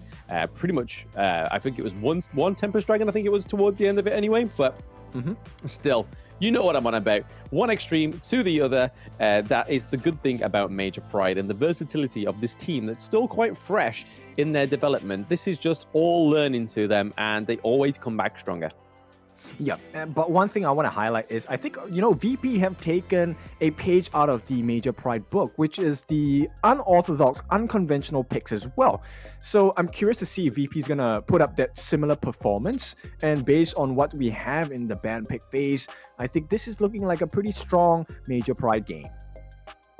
Yeah, you get the Masashi pick there, so great counter for the Orgrin. You get the Zhong Fei, which is one of Kashi Batir's biggest picks. You also get Ali, which when we saw Kinesis on the Ali against Shanks's Lung, it didn't go too great, but it has a lot of sort of momentum. This hero just needs the right resources, and Major Pride can do it. We've seen it once, we can see it again. Oh yeah, for sure. Kinesis, I think he's a great player, right? So having the RD, I think in terms of laning phase, it will do well against the Lung, but it really is also about the neutral objectives. We have seen how important that first neutral objective is. VP, of course, hit the mark. Even though they lost the Yuan in the first part of the fight, they got the kill onto the respective Algren and as well as taking the neutral objective. So this could be a big moment for the side of Major Pride if they could do the same. Yeah, the Shuangsu ban here makes a lot of sense, right? Especially when you've picked Masashi, because if that butterfly effect comes through and the CC immunity comes through, your duel at death is not going to be knocking anybody up anytime soon. So I think that was a great ban there for Major Pride. But then we look over to the side of Virtus.pro. They do take the Angela off the table as well as the Lady Jen. So two hard-hitting mid laners. There's only really the likes of the Suya still up, which we can probably see on the side of Virtus.pro. Or will we see Major Pride take that? Or will they go for the Ganamo, which we saw Virtus.pro ban last game? Oh, I like the fact that you brought that up. You know what? Gun and More is gonna do well in this draft, regardless of which side they are gonna be on, right? Gun and More, of course, it's a couple duo here, husband and wife, as they take the stage on the gorge. But it looks like VP gonna play a little more defensive in nature for the side of Princess Frost, right? They want to have the winter is here that could be used defensively as well. But more importantly, I think it fits very well into the aggressive synergy of Virtus.pro's draft. They do go for the high no as well. So again, it's a good burst. It's a good range as well, kind of makes up for the Ganemo pick not coming through, but the burst of the Ganemo would be a lot better for them. But you can kind of see why they go for the high no, right? There's a little bit more mobility, a little bit more error correction in terms of the Faith recall, and then you've also got the Scepters of Fate that can just do so much damage. But then they lock it in with the Mayin towards the end there, so Shizuki is not getting that lane pick. No, he's going for Mayin. Yeah, you know what? It forces VP into a very peculiar position, right? Because if you have an even game, Heino is going to do well, right? He's going to be able to tank through your damage because they don't have the burst damage on the side of VP if you're on equal terms. And in order for VP to overpower the likes of the Heino, they need to have an absolute commanding lead. And I think that's the game plan here for Major Pride, right? Let's keep it even. If we can have the advantage, that'll be great.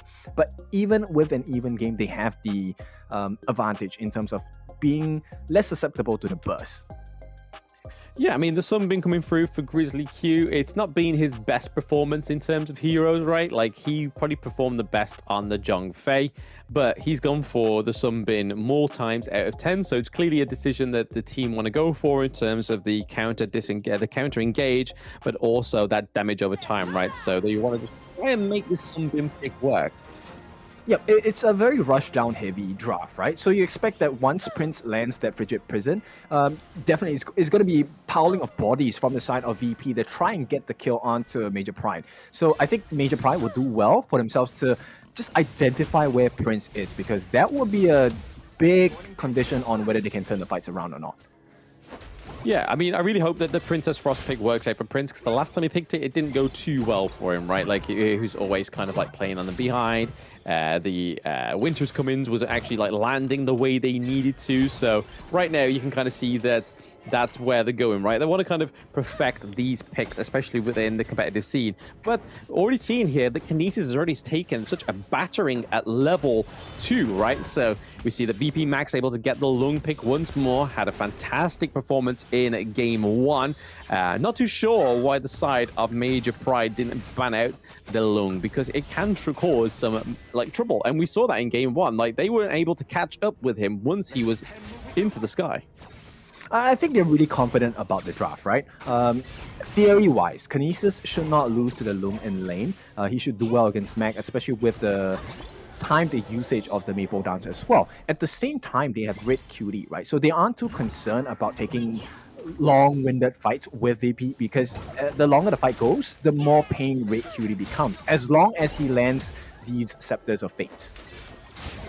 Yeah, he's actually gone for the cleanse as well, which is a little bit different towards the normal dash through for the side of Major Pride. A little bit more of a defensive common spell, right?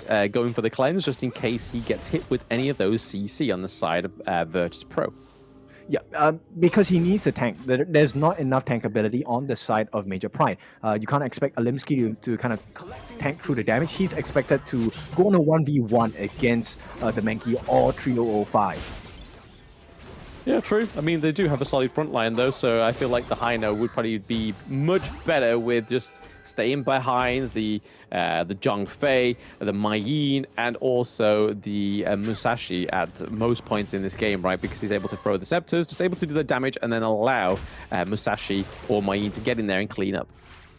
Yeah, so at this point, pretty even. Both teams just hit that 7k goal mark, and based on what's happening thus far, I think both game plans haven't been really showing their merits just yet, right? Nobody's making that overstepping of boundaries. They're still trying to find, okay, what's a suitable opening? Or do we just wait for that first neutral objective?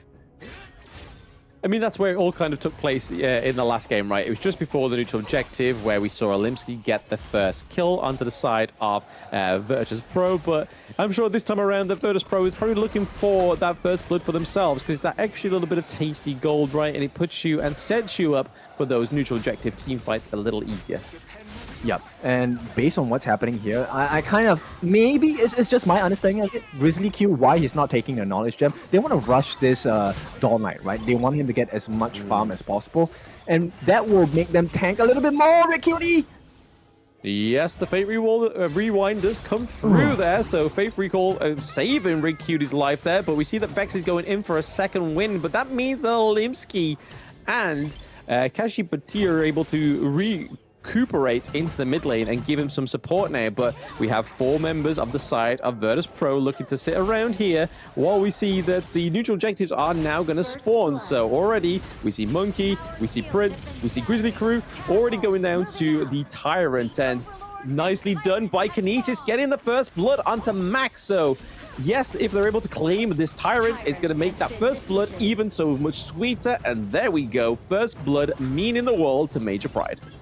Yeah, and that's exactly what we expect out of them, right? They have so many conditions that technically should allow them to take the lead. They have a double smite, they have the range advantage, and the Maple Dance coming in to kind of win in the 1v1s for the farm lane at least, right? So at this point, I think Major Pride, they're doing exactly what needs to be done. And based on what's happening, it'll be great. That's how they got it. Okay, it was the combination of the Unbridled Outburst as well. Yeah, Unbridled Outburst coming through, getting the stun onto the Lung, but then obviously opening it up for Kinesis to get the kill, which is first blood in true fashion for Major Pride in both of these games in the series. Yes, they may have not won game 1, but at least they're following suit. Yeah, and this is where you see, right, the value of Red Cutie. So Red Cutie, the amount of damage he's able to soak before he gets killed off is an indicator on the side of how well Major Pride is doing. Because when they can't burst down this Hano on the side of Red Cutie, they definitely can't burst down the rest of the members on the side of Major Pride. Yeah, I suppose we have to wait till these team fights do take place for us to find those little niggly details out, right? We see that Vex is in the mid lane with Princess Frost as well. Another kill going over to the side of Major Pride. So Major Pride not letting them have an easy game 2 from them once more. They really want to make sure that they go the distance with this one. Olimsky going in onto Vex here. Vex able to escape thanks to the bubbles and the dream roll. Yeah, they're kind of closing in towards the mid-game builds already on the side of Major Pride. Let's take a look at how that happened once again. Yep, there we go. We had the Deflant's Duel of Death come through, able to just kind of slow down the side of Virtus.pro, which then enabled once more Kinesis to get the kill, which is where you want those resources to go, right? You want it to go all over to the alley. Yeah, and perfect timing on the side of Major Pride, right? Because this leaves 3005 on that Ogryn Hang On. That's quite a bit of damage they've laid down onto Kashi Batir. Yeah, quite a lot of damage. Is able to get out though, so that's the main part for Major Pride. They're able to damage that T1 into the farm lane a lot right now, so a lot of damage for the side of Major Pride. This could be potentially a bad thing for them here. Kinesis may get caught out. The Paracel does get caught there, but it is going to be a save from Kashi Batir. And this is why you don't let this player get the Zhang Fei, because now that Kinesis is with Kashi, he's able to do a lot of things. Yep, that was a big bait. Now, Red Cutie may be baiting in as well, 2-on-1. Can they? No, they're not going to commit for this. But yeah, that was a huge bait play by Kinesis, knowing that his support was hiding in the other side of the jungle. Kind of like trying to bait them into, like he was acting as if he was being baited, but he actually was the one baiting them. So a little bit of a switcheroo there. Well played by Major Pride, just showing that they aren't just, they're not a bad team. They are a really good team. They just have plenty to learn from game 1, right? Like that's the unfortunate reality of where they are as their identity, like especially against some of these teams like Virtus.pro and Team Vitality. They struggle in game 1, but they get a greater sense of their enemies in game 2.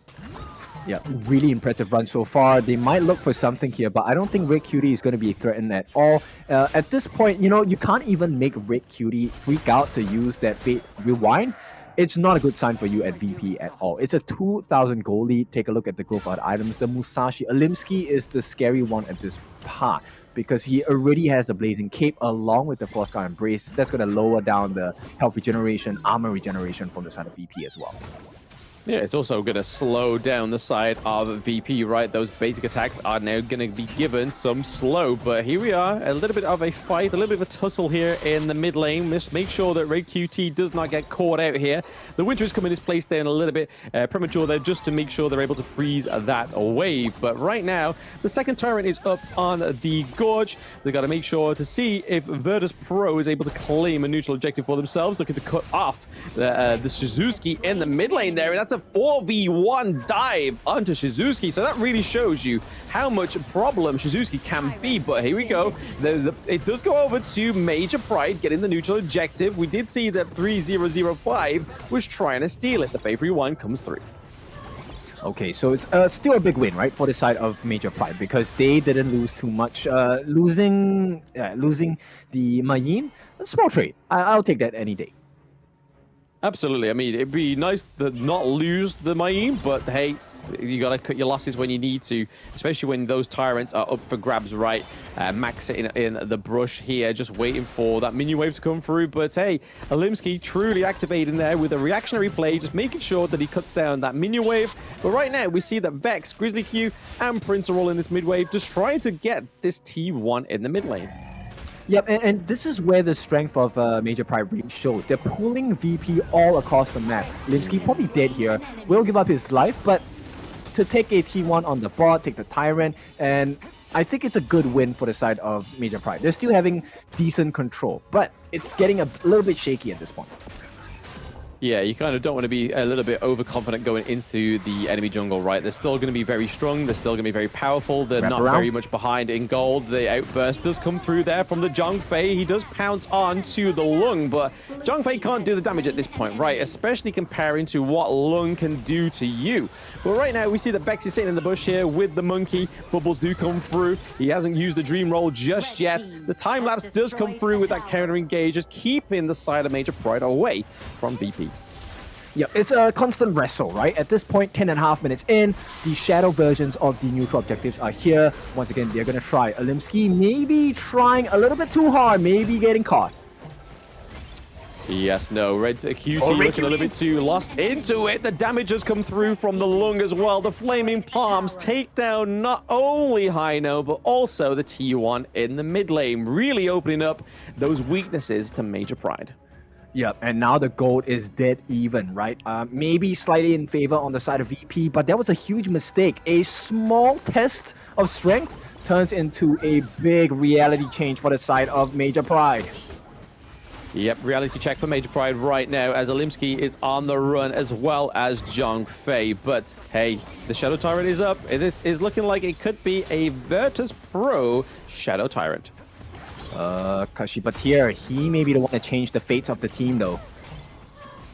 Yeah, he could dive in with the smite. He does dive in. The Unbridled Outburst does come through. The Alimsky goes into the back of the line there, but it is going to be Shizuki that takes the kill. They're looking to still focus the Shadow Tyrant, and it is going to be Kashibatir that takes the kill, a crucial kill theft as well in the jungle. So not only do they get the kill onto Grizzly, they get the Grizzly Shadow Tyrant. Yep, this is a big win for the side of Major Pride, right? And this is what you're talking to me about. I like this play by Kashibatir. That's what you need to do as a Zhongfei, especially when you have a smite. He does not have a lot of itemization, but one basic core item is enough. That's the Radiance for the slow and the damage, along with the Blazing Cape, right? That allows him to sustain a little bit, and you can see the world's difference is making. A limb strike, 2-on-1. Yes, 2-on-1 happening up into the clash lane. We do see Orgren gets the kill onto Alimsky though, so a little bit overzealous there in terms of that commitment of the engage there. Mac would have been pretty much a non-starter for Alimsky, so I'm not too sure what he was thinking there going into the clash lane against the Orgren. We do see that Kinesis is getting that macro play right now, taking the T2 into the farm lane, as we are seeing that Shadow Overlord looking to take place here. Oh, Kashibatir, this is a moment for greatness. He will not do it. Yeah, no, he stole one. He's not going to steal two. He doesn't quite have that wind in him, but there we go. Taking the wind out of him is that Conductor's Soul, but also taking his soul. As you can see, Zhongfei on the Gorge still, but in stall form. Yep, so back and forth once again. This time VP, they secure a decent map control for themselves, right? Now with the Shadow Overlord marching and flying down onto the bot lane, this is going to be a big opportunity, and VP do not want to miss. Yeah, no, you don't want to miss it. You want to make sure you get the most out of that Shadow Vanguard, especially in terms of taking those T2s in that farm lane. Already, we see that Kinesis is already running away from it. It's like, hey, you can have the T2. I just don't quite want to die just yet, because if I die, that means that the T2 in the mid lane could fall as well. Shizuki taking a few bits of damage there. The Frigid Prison does fall through, but the Flaming Palms land onto Shizuki as well. They're looking for a little bit of a fight around the Shadow Vanguard there, but still, we're seeing that 3005 in his true sense, historically going for those macro plays. Yep, you know what? He should be renamed to like 007 something. Yeah, 007 to really be a secret agent. He has been hiding in the shadows, getting these sneaky turret takes as well. Yeah, always doing those sabotage plays, which is really good at. So why not do it? If you're good at it, you are paid to do it, so why not do it? Here we go. Kashi Batir going in with the Unbridled Air Rage. We do see Alimsky gets the kill onto Mac right now, and now we see Alimsky goes down. Also, Vex is on the roam flanks through the path of passing, but Kashi Batir is still a little bit too lost in the thick of it right now. Vex is on his tail, gets the kill onto Kashi Batir, means that they don't really have a solid front line right now on Major Pride. The Virtus.pro don't have any minions to push any further into the crystals, so they're going to take it there and cut their losses. Well, the support on both teams take turns taking that godlike gameplay as well. Yes, the Crimson Golem does go over to the side of Grizzly Q. So, hey, at least it's going over to Virtus.pro and not giving it over to the side of Major Pride, right? Just not quite the right person to go to. But saving your enemies, getting the Crimson Golem, you may as well take it. Yeah, like I said, right, this is, for the past 2 minutes, it's been the support/roam show. The 4-man knockup on the side of Kashi Batir, really changing the fight for the side of Major Pride, but at the same time, the counterplay coming out by Grizzly Q with the, time lapse of his life at that point, securing a kill as well for his team onto Kashi Batir. Yes, absolutely. We've already seen a little bit of a fight around the mid lane, just trying to set up or maybe even bait a fight into the Shadow Tyrant. But once more, the side of Virtus.pro getting only their second neutral objective on the board, so they've been doing pretty well with their the lack of neutral objectives and lack of damage buffs that we saw from game one. They were all over it, all over taking those neutral objectives. This time around, they're like, hey, we'll take a little bit of a backseat in terms of the neutral objectives. Let's see what Major Pride can do when they have those neutral objectives. Yep, it's a big ghostway coming in for VP, and VP, they might see the opening. The silence comes in.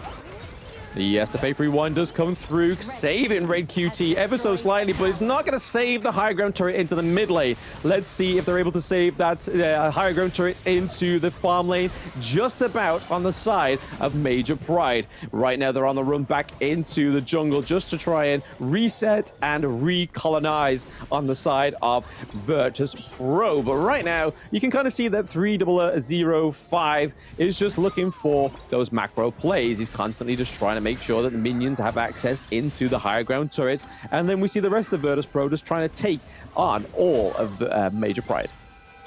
Oh, how the tables have turned. That's 13 minutes of hard work, blood, sweat, and tears gone down the drain. It is all VP in the lead at this point, baiting out potentially the next big fight.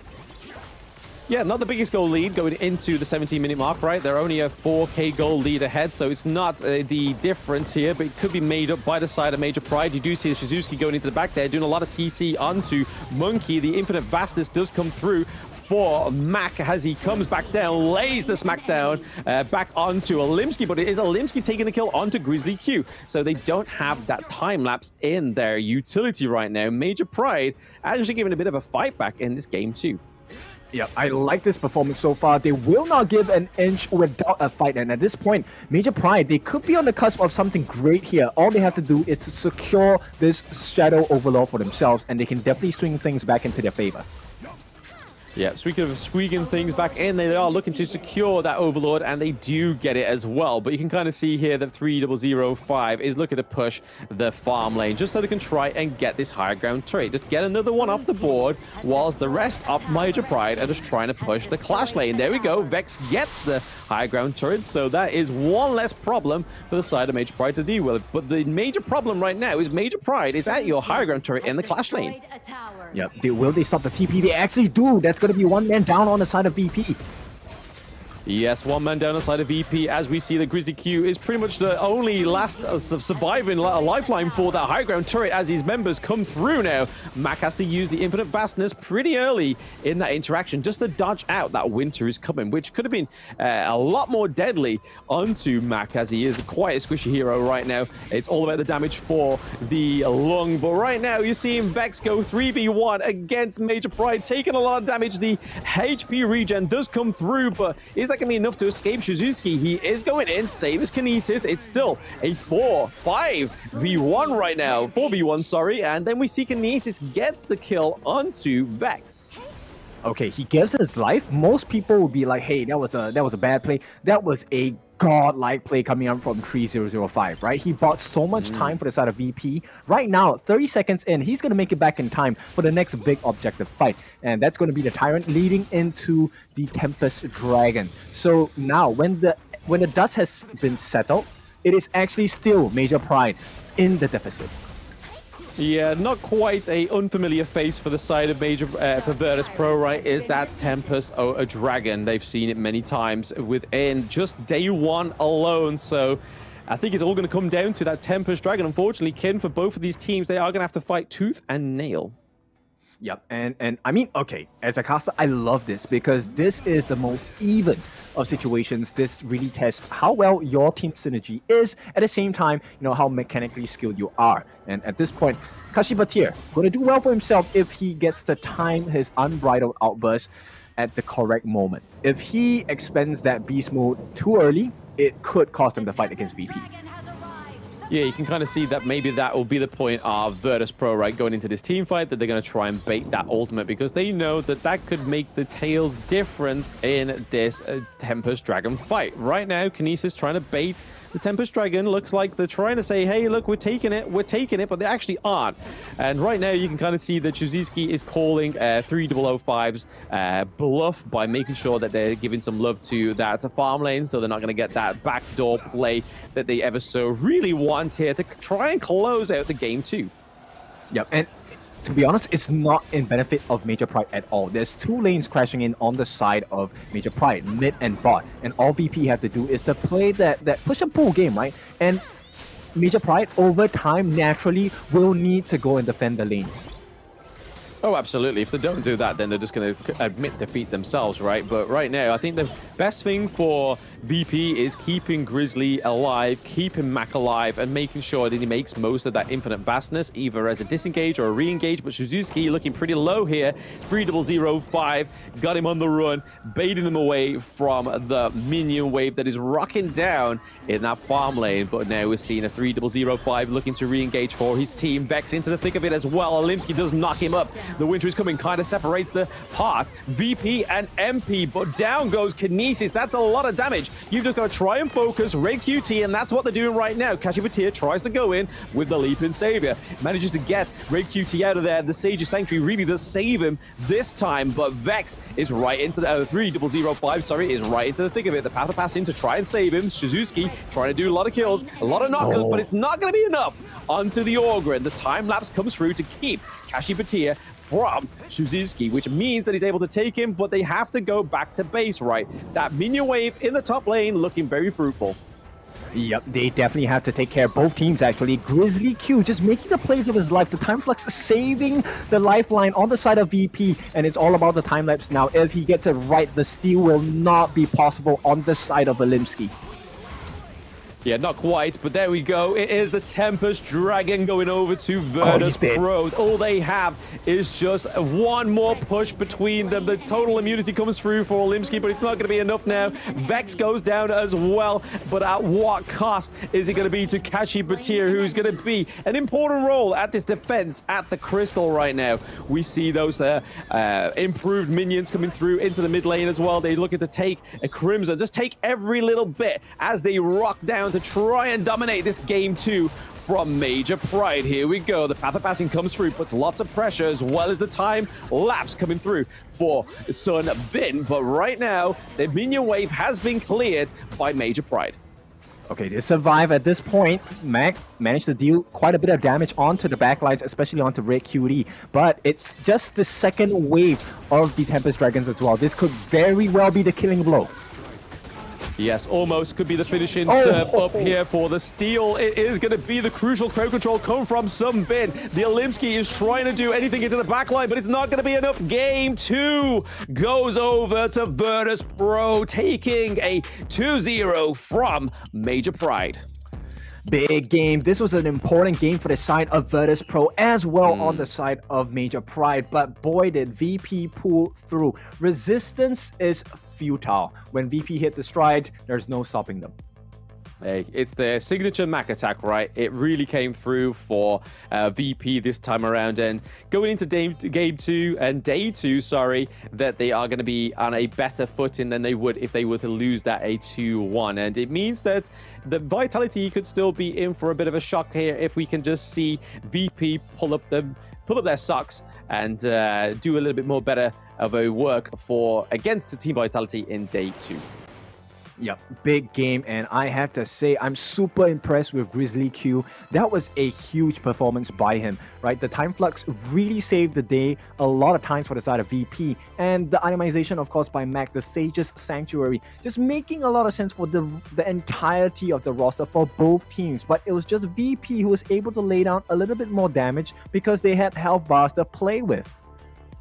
Yeah, when you look and compare like Max KDA against Kinesis, it was a lot cleaner on the side of Kinesis, but in terms of the resources, it was a lot better effort on the side of VP. That 17k to 15k really is night and day in a lane alone. But then you look at the damage dealt, 102k, 141k, 156k, just so much damage output by the side of VP. But then you look over to the side of Major Pride, and the real big standout there is at 255, right, on the side of the Hino. And again, once you take out the Hino, it's a little bit easier, a little bit more of a peel back in terms of the damage that can be dealt to you.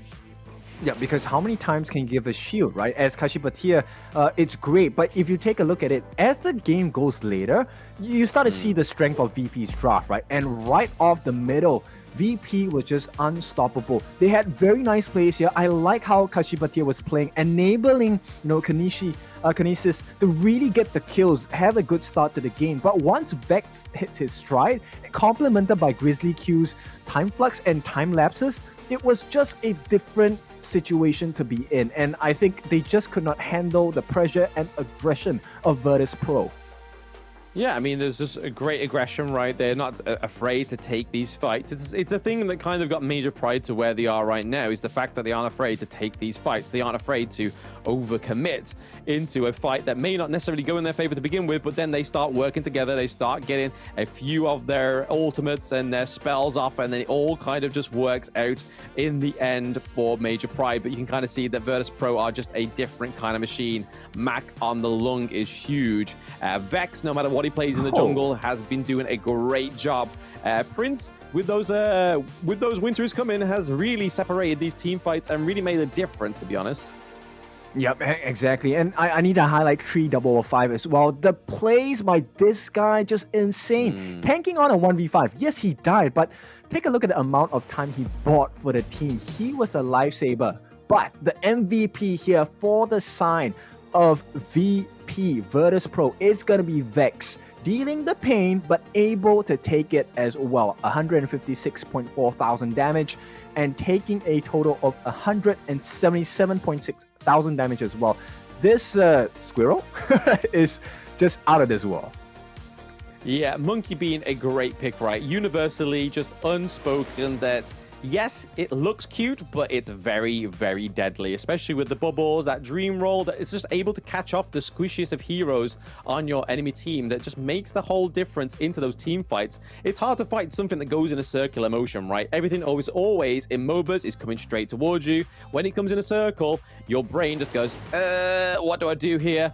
But this is the final standings for the day. So 2 zeros across the board for Team Vitality. But then Virtus.pro do take a 2-0 loss, but then pick up a 2-0 win against Major Pride. So that puts them into a steady second place, whereas Major Pride are now sat 0-4. So games lost 4, games won for the side of VP is 2, and then games won for the side of Team Vitality is a 4. So really, day 2's objective from Virtus.pro is upsetting, getting as many wins for the Team Vitality as possible, right? Yep, and this is going to be the schedule for tomorrow. Right off the bat, we're going to have the rematch come in again. Virtus.pro going up against Major Pride. This time, can Major Pride shake up the table? And then we have the decider of a match. Virtus.pro going up against Vitality. This time looking to draw first blood and maybe even more. And finally, we're going to close the day with Major Pride going up against Vitality. Can Major Pride do anything to change the fate, or maybe hand Virtus.pro a lifeline?